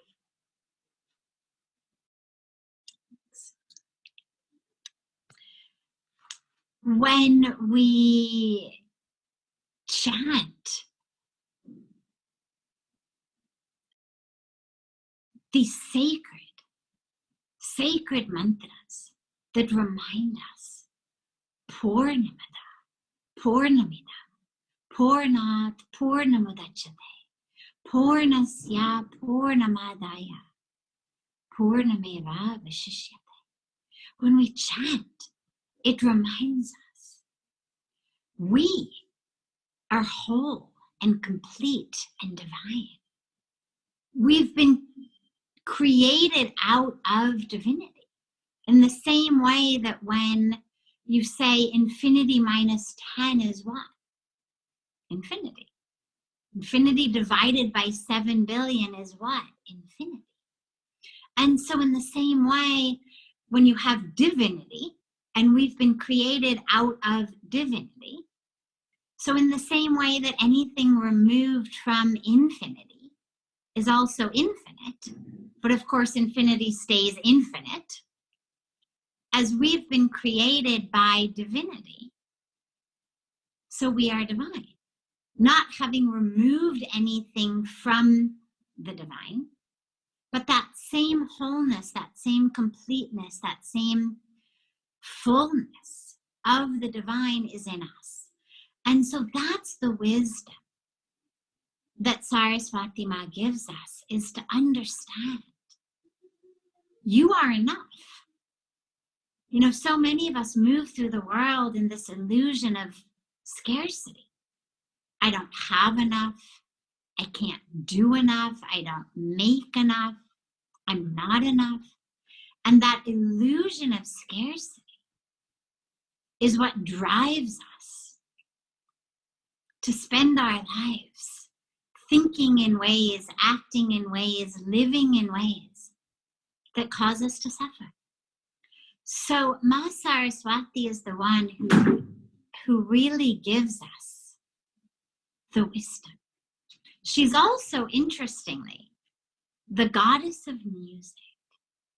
And what is so beautiful about that is that in our lives, when there is truth, when there is wisdom, when there is fullness in divinity, there's music. That music flows in our lives. So she's the goddess of the wisdom that creates music in our life.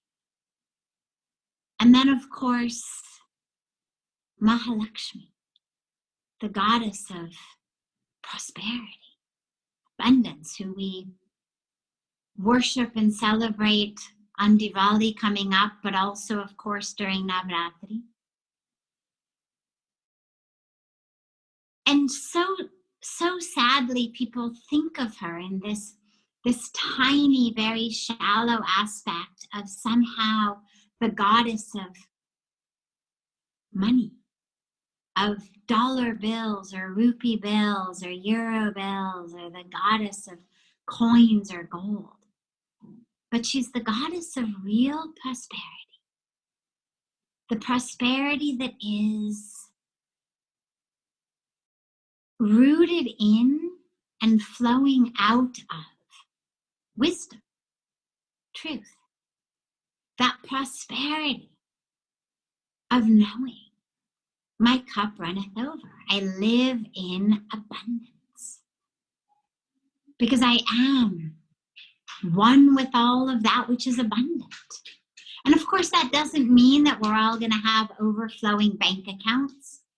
But you look at nature. You know, for me, I always take teachings and truths from nature. And you look at nature, and even a tree like the apple tree or the orange tree that just gives and gives and gives juicy fruit. Well, it doesn't give apples 365 days a year, every year, forever. It has seasons. There are seasons of fruit giving, and then there are seasons of not fruit giving. There are dry seasons and wet seasons and hot seasons and cold seasons in nature.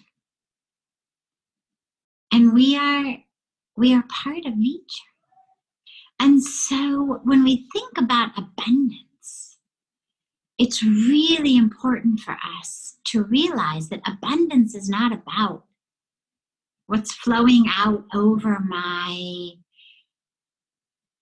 wallet, over my pocket, out of my purse. Abundance is my experience. And for me, that was always such a powerful teaching here in India, having come from America, where people have so much but move through the world with such an experience of lack, to here, where people had so little but moved through the world with such an experience of abundance. And that's really the greatest and most powerful blessing. And I think the only other piece that I would mention, I mean, there's so much So much to share, but the only other really essential piece you can say is this awareness that the divine feminine exists not just in these beautiful Devis we worship in our mandirs, whether it's Ma Durga, whether it's Kali Ma, whether it's Ma Sarasvati, whether it's Ma Lakshmi, whatever form it is, that the divine mother, the divine goddess, lives in our homes, in our communities, as our daughters, as our sisters, as our wives, as our mothers, as the woman checking you out at the grocery store, as the anything in any job, wherever you go, wherever you meet, your neighbors. These women, these girls,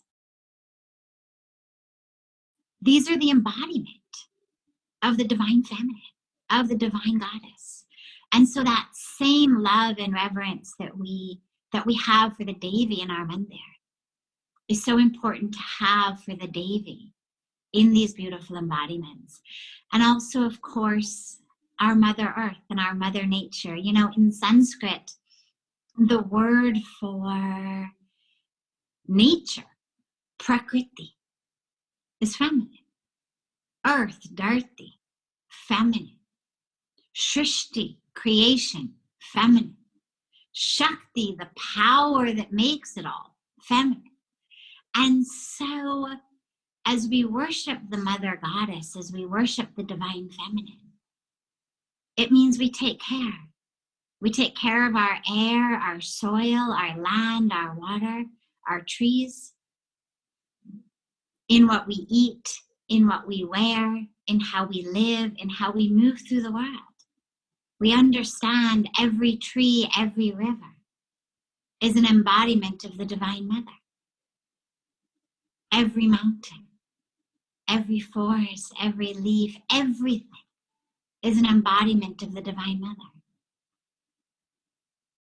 And so we respect, and we celebrate, and we take care to protect and to preserve that presence of the Divine Mother here on earth.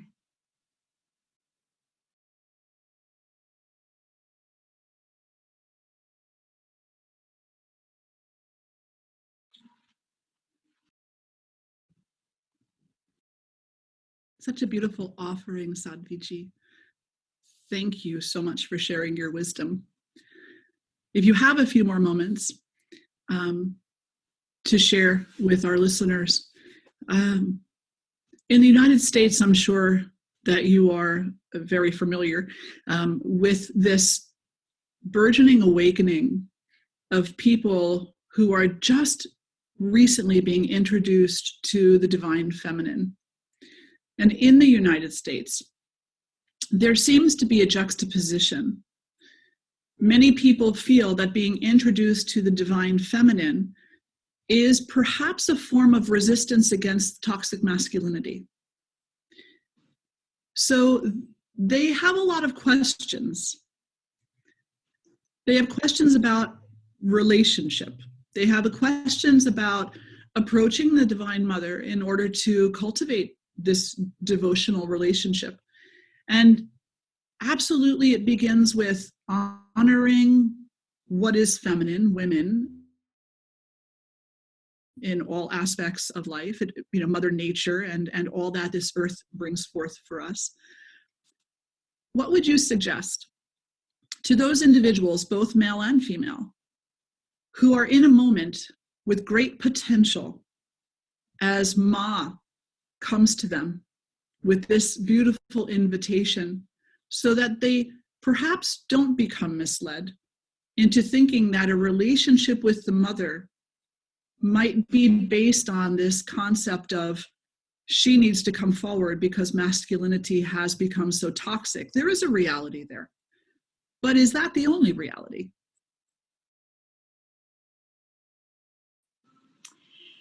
You know, I wish that there were some way that we could impose impose or enforce some kind of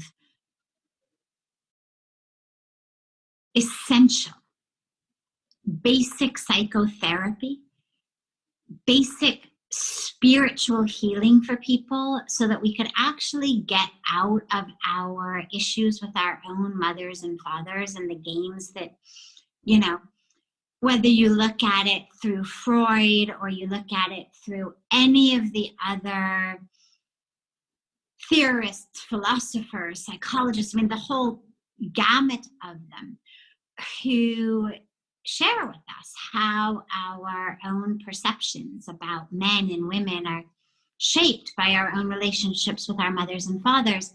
And I wish that there were some kind of mandatory psychotherapy that would force us to heal those relationships so that we actually could move into our lives not carrying our father as the epitome of what masculinity is and our mother as the epitome of what femininity is, and be able to actually have a healthy awareness and understanding.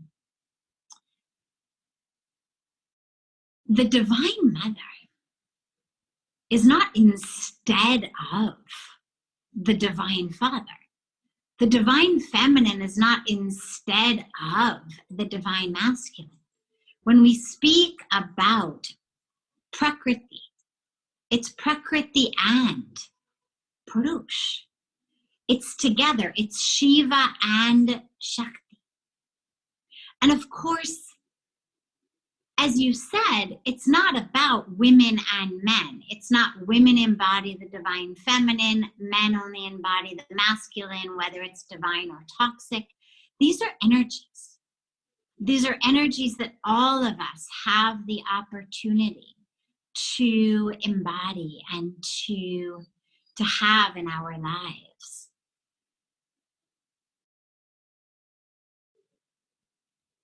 To bring the Divine Mother into our life is a choice for women and for men to bring in that sacred power of creation. Because remember, it literally is out of the feminine here on earth that creation happens. Lord Brahma, as the creator of the universe, of course, theoretically, one presumes, had all options open to him. And the option that he chose was the option of, out of the bodies of women would come creation. Out of the bodies of the feminine would come creation. And so we bring in the divine feminine. Because if we don't, we are not whole. It's not a reaction to, it's not an antidote to, it's not instead of, regardless of whether our masculinity is toxic or divine, we need the divine feminine. So what I would say, I mean, this is certainly a topic I would be happy to do another session on, because it's something I think that people would probably want to follow up with separate questions on as well. But in brief, everything can become toxic when it isn't grounded and rooted and anchored in truth. When it isn't anchored and grounded and rooted in oneness. The reason that so many of these beautiful images that were shown of Shiva and Shakti, of Radha and Krishna, of kind of, I don't know if you've seen them, I imagine you have, of these beautiful deity images, sometimes as statues, sometimes as paintings, where it's literally kind of half and half, but it's not divided down the center. It's sort of one leg and one arm and one, the merging and the melting into each other. And ultimately, what we're called upon here on earth is to find that embodiment of both within ourselves. And of course, in most cases, most women are going to find it easier to identify with the divine feminine than the divine masculine. But in order for them to also be full and whole, they need to also find that presence of the divine masculine in themselves. And similarly, for the men to find the divine feminine in themselves. I remember many, many years ago, there was a woman writing a book on women in India, women leaders, women spiritual leaders. It was called Women Awakened. And when she was doing my interview, we were speaking about Puja Swamiji, my guru. And she said something about him being kind of genderless, as in both. And I said, yes, but it's not genderless, it's genderful. And that presence of both.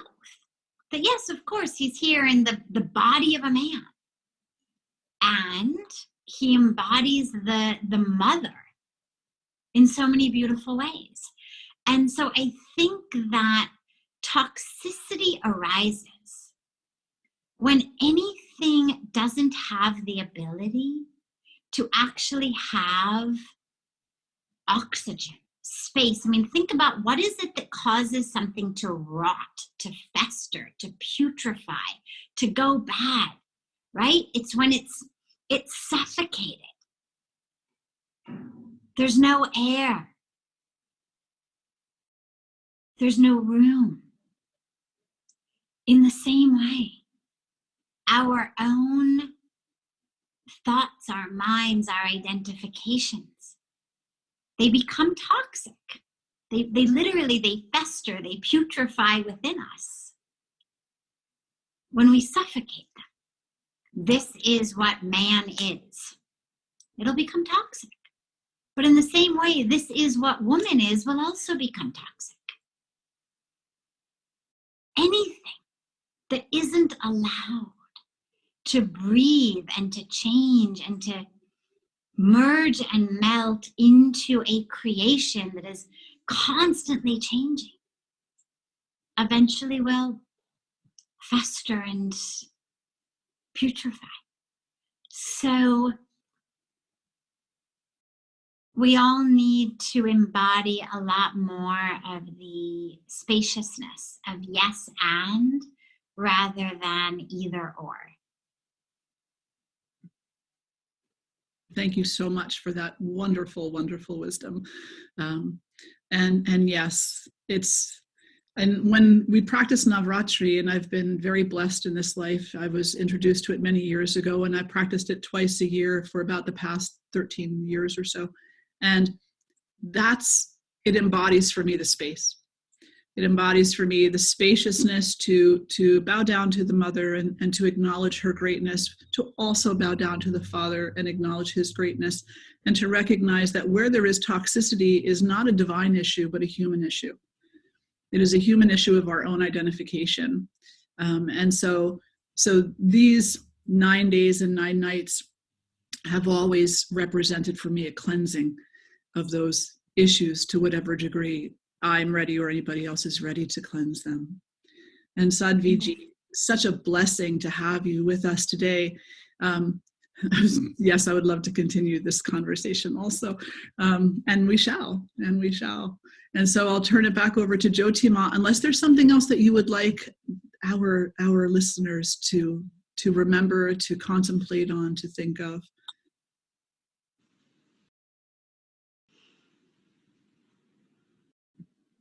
I think to just hold that power of the Divine Mother within the self. To know that she's there, that she's holding us, nourishing us, nurturing us. But it's also our responsibility to not just bow to her, to not just chant Jema, but actually to serve her in all of her forms here on earth, including ourselves.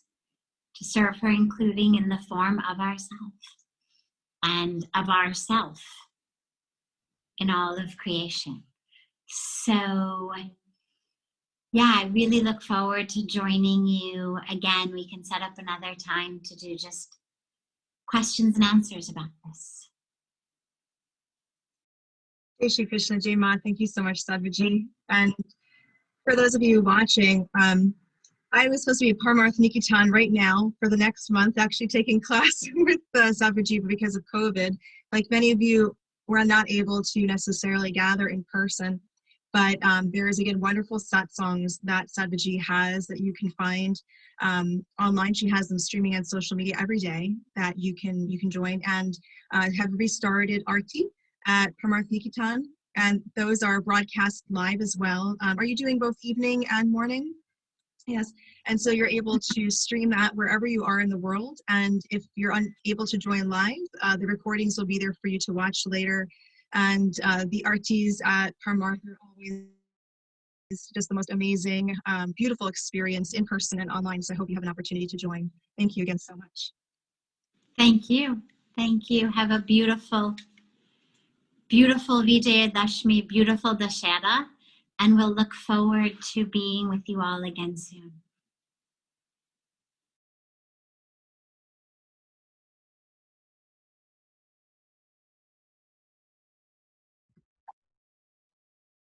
Such a beautiful offering. She was phenomenal. What Say a that, bright, Davy. Davy, say that again. oh, I said she was phenomenal. What a bright spirit. Thank you for introducing me to her. This was absolutely lovely. She's wonderful. She's from the ashram up in Rishikesh, and I had the wonderful blessing of meeting her when I took my vows. She was there at the ashram, and in a few of the ceremonies that had taken place while I was there. And so such a bright light in the world, truly. And the work that she does on behalf of women and children and men, but definitely on behalf of women and children, so very important, so very important. Yeah. And Jyoti, anything that you would like to? You know, I just, whenever I've been going to Rishikesh, I guess 3 or 4 years now, and Parmarth is like one of those places I absolutely love going to. And of course, her guru is someone I think that was more in my field of awareness until about 2 years ago. And I think my observation is he's really been kind of like pushing her more into the limelight because she is such a bright soul. And one of the pictures I posted like earlier this year is like the epitome of who I see Sadhviji as. You know, it's this beautiful picture of her hugging someone, like, you know, in the middle of coming in and out of a tent. And because she's involved in so many different organizations and she reaches out to so many people in the world, that she's constantly, you know, people are constantly asking her questions and stopping her. And she's always so incredibly gracious with her time. She's definitely concerned about everyone that she meets and wants to make sure that you feel heard. And it's just Davy, I think what you were just observing is just my observation of her. Just a very brilliant, compassionate woman. Yes, absolutely. And that's my observation as well. So I think it's unanimous. We love you, Sadhviji. Absolutely. She is most definitely the mother on earth. So I would like to share with you all a reading. And this is from the Gospel of Sri Ramakrishna by Swami Nikhilananda. And so if you would like to sit nice and tall, maybe just close your eyes and listen.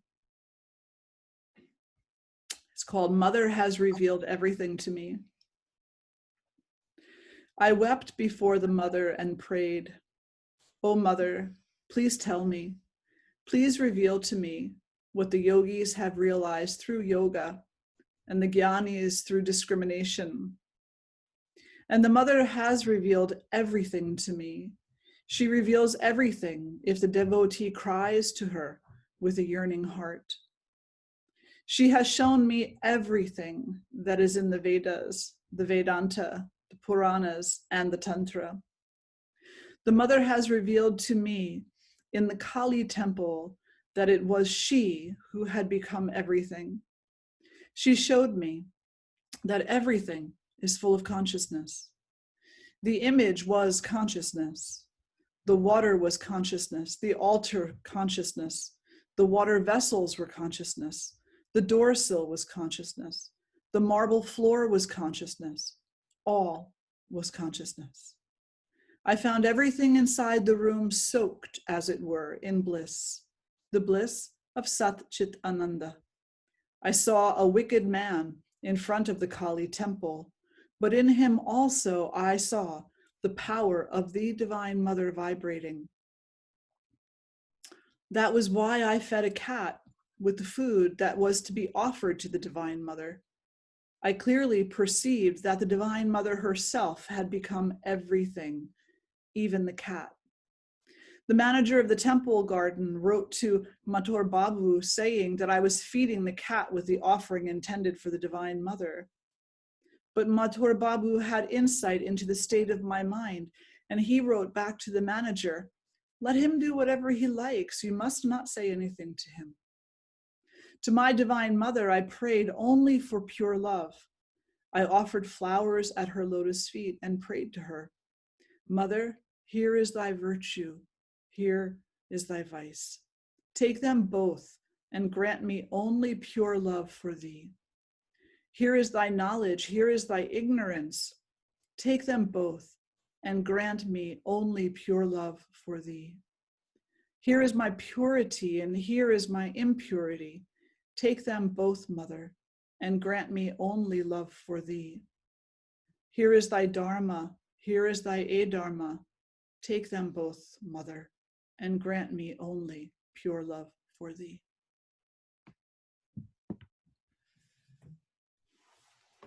Taking a nice breath in and a nice breath out.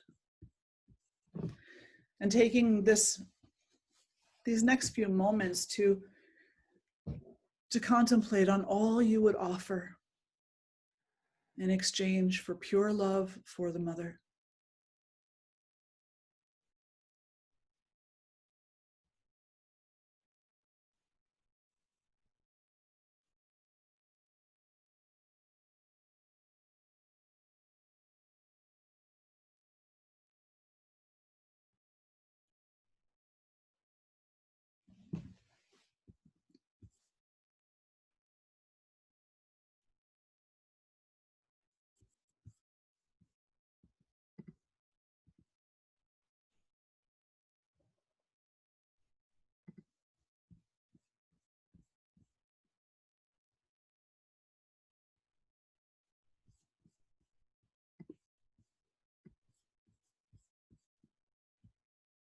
And then gently fluttering the eyes open.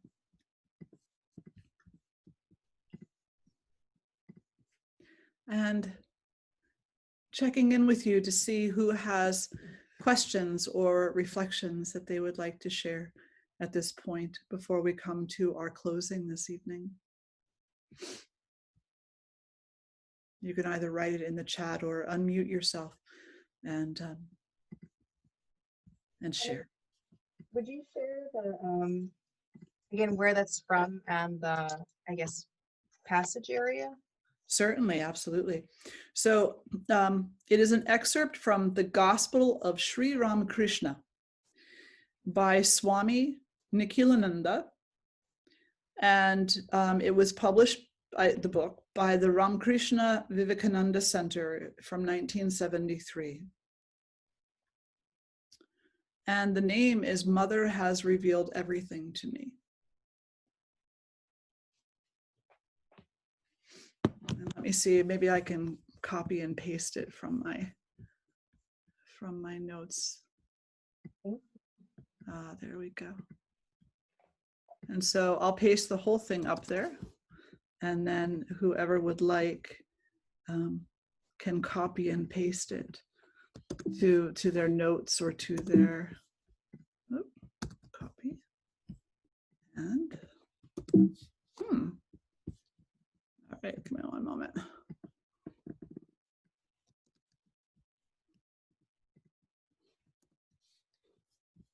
There we go.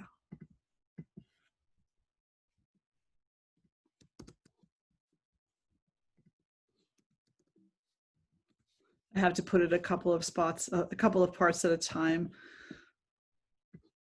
There's a word limit, I suppose.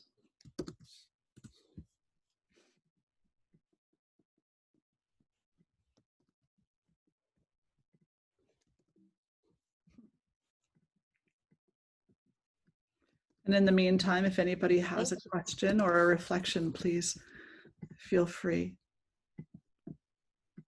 I think Sri Ramakrishna has to be one of my favorite, like, it sounds weird to say like my top 5 all-time saints, but like, if you are in any way devotional in nature, he's absolutely wonderful. I mean, even if you're more linear in thought, he's still fantastic. Just the sadhana that he did, the life that he lived, and nobody really knew anything about him other than his small group until he passed, and Sarasvati Devi took the torch, his wife, and then the disciples went out and talked about him. But just like what a gloriously beautiful soul.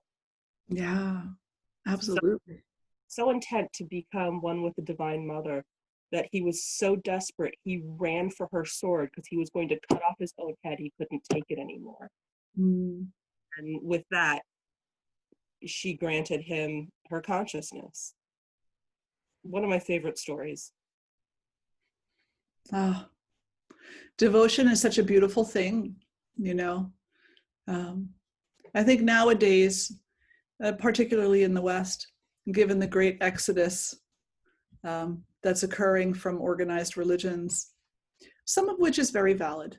You know, there's problems, most certainly, but the bigger, or at least as great a problem, I'll say, is that when people run away, they tend to leave everything that's valuable behind as well.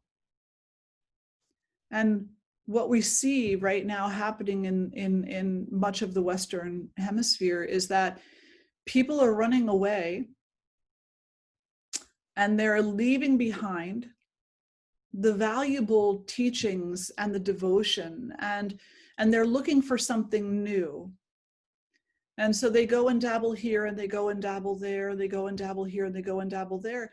And the things that they're dabbling in are most oftentimes not something where there's a lot of guidance or boundary.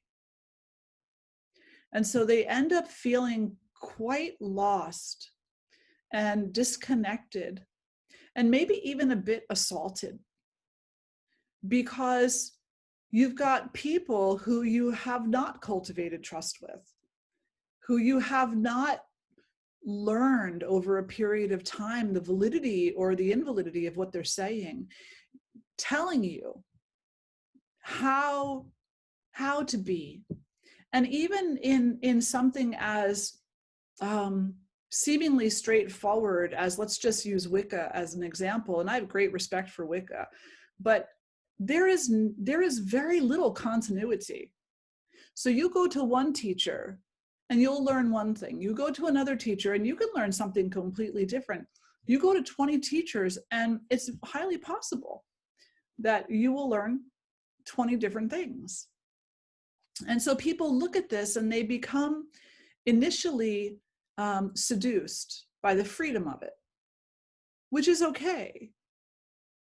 You know, freedom is freedom. They become initially seduced by the freedom of it, but then the freedom becomes a burden. And it becomes a burden because when they ran away, they left their discernment, they left some aspect of their devotion and some aspect of the teachings, particularly in the virtues, behind them, thinking that they were as misguided, you know, as the humans. When the reality is that the teachings, no matter what tradition you're looking at, whether it's Christianity or Judaism or Islam or Hinduism or Jainism, or no matter what it is, the teachings all have a common thread to them, which goes beyond our humanness and into the realm of divine inspiration, divine words. And it usually almost always starts with unity. But if you are going to, just for example, leave the Catholic Church because there's anger about what's happening there, again, the emotion is completely understandable. But if you leave and you leave the teachings on unity behind you because you're associating them with the humans that you have been listening to, then you're committing a great, great mistake. Because you will encounter those teachings in every other tradition using different words, but still. And you will find it difficult to have trust in that because you're associating it with a flawed human being or a flawed group of human beings, instead of seeing it as a divine teaching, a sacred teaching that goes beyond the human capacity. I like the Baha'i tradition in the Certitudes. It states very clearly, if you are not asking about unity, then you're not asking the right question. And this is for the concept of the church and what they're teaching, the concept of the community and what they're teaching, and the concept of the individual and what they're seeking. If we are not asking about unity, then we're not asking the right question. And if we left unity back there somewhere with that which we are running away from, then how will we ever come to a place where we pick it up again? Through the grace of the mother, of course. But that grace also on some level needs to be earned. Needs to be earned. Yeah.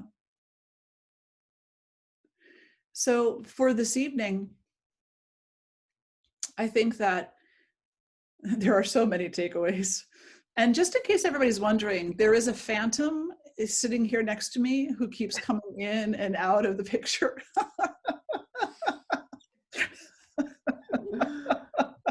This is KP.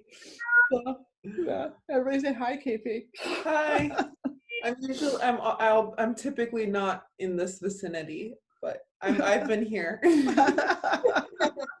She's usually sitting over on the couch, but I asked her if she would like to watch Sadhviji's video, and so she joined me over here, and we're just getting a kick out of the way she's coming in and out of the screen, kind of similar to Devi when she's doing the Homa, very divine, right? So there's many takeaways from tonight's conversation, so many takeaways. One of the takeaways is that there is a moment after the battle concludes and victory has been had, that there is a sense of accomplishment. And if we're not mindful, we might become trapped in the ego's interpretation of what that means, versus in the gift that the mother gives us about the true accomplishment. And the true accomplishment is freedom. The true accomplishment is freedom, peace inside of ourselves, and the empowered ability to walk through this world more peacefully and less harmfully. So I feel that that is a huge takeaway from today. And with everything that has been shared, that this idea that there is peace within, and that no matter how you feel in a given moment, you could feel like your whole world is falling apart, like another bomb is going to drop, you could be frazzled to no end. But this peace is still there. It never goes away. We just, from time to time, more often than not, think that it does. That's our mistake and our misunderstanding. That is our ignorance, is to think that the mother ever goes anywhere. She's with us always, in every moment. And the teachings of both Jyotima and Sadhviji, embracing the Divine Mother, knowing what there is to know about her as a human who is seeking answers and knowledge, wisdom, but to also remember that there is this other part of ourselves, which is a spiritual being that is simply seeking reunion, reunification, remembrance.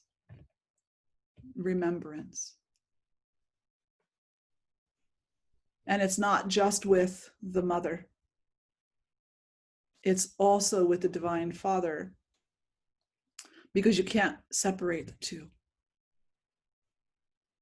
They are eternally intertwined. Two sides of the same nickel. And you can take that nickel and you can try to scratch one side off, but you won't be able to. You'll always have both.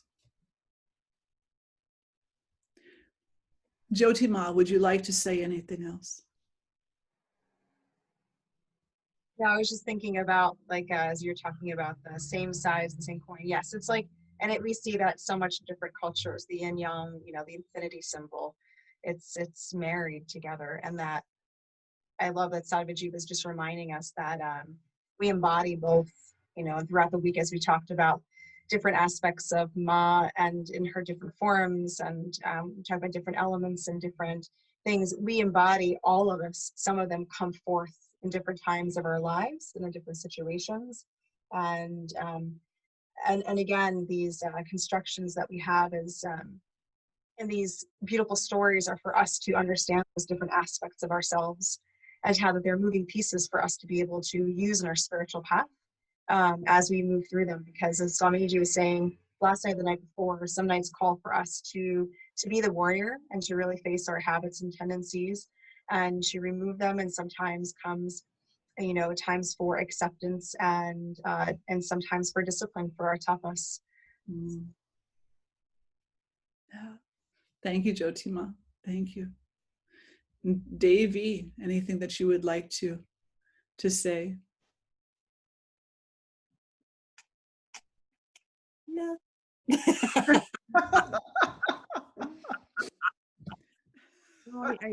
think it's been wrapped up beautifully, and you know, to do any more would gild the lily. Who needs to do that? It's beautiful as it is. Wonderful. Saraswati said, we embody both male and female for sure. Everyone has both Mars and Venus. Oh, yes, we do. Yes, we do. Absolutely, we do. All right, let's sit nice and tall and close the eyes. Take a breath in and a breath out. Acknowledge the sacredness of that breath. That breath is perfect in this moment. It is everything it needs to be for the experience that you are having. Allow yourself to recognize the sacredness of the breath, and then offer that breath to the Mother.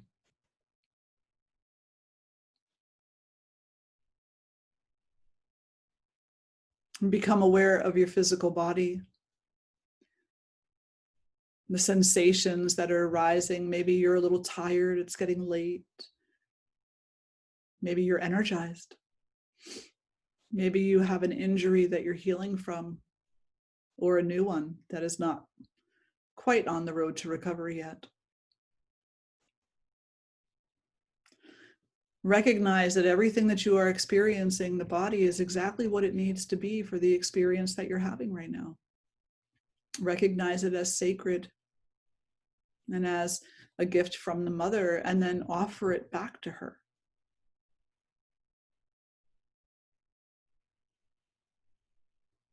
Bring your awareness to the mind and just notice the thoughts coming and going. Some of them stay for a while, others go away quickly.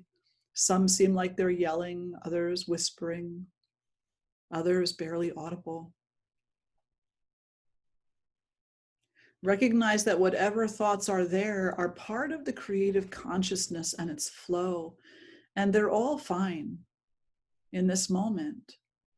They're all sacred as part of that conscious flow. Don't identify with them. Don't grasp at them. Just offer them to the Mother.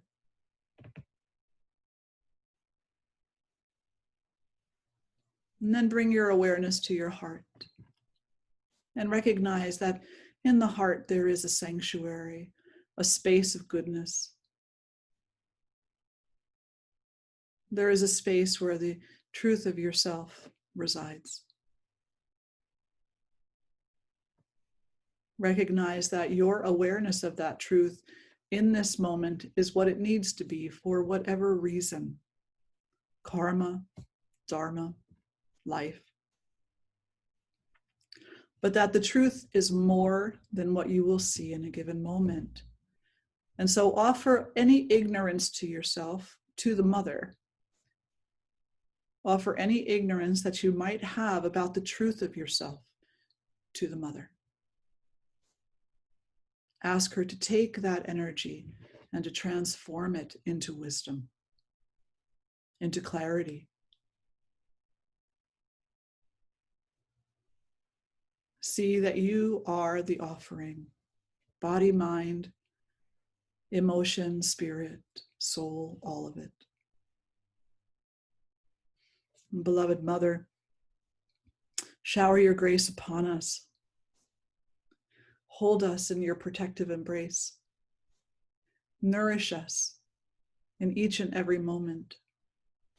Empower us to come into a space of knowing, a space of being. Show us the path to remembrance. Allow that path to be a complete, quick journey. May we all come to awakening to the truth of ourselves. And may that awakening happen soon. And together we'll lift our voices in one beautiful Om. Take a breath in. Om.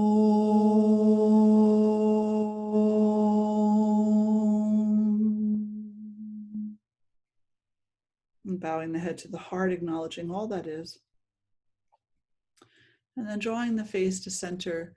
It's been such an honor to be here with you this evening and to share in these beautiful teachings, this beautiful remembrance with you. There is one other thing that I would say really stood out tonight that I would ask you to contemplate on. And that is that everything that you are doing to come to know yourself is not only for the purpose of your own awakening. It is also for the purpose of being of service in the world. So that through the experience of your own awakening, you can become an example to others. And you can also allow yourself to be in service of others so that we can together work toward the alleviation of suffering in this world. So thank you all so much. So many blessings and so much love. And we'll see you tomorrow night for the final night of our Navratri celebration. Be well. Bye. Namaste.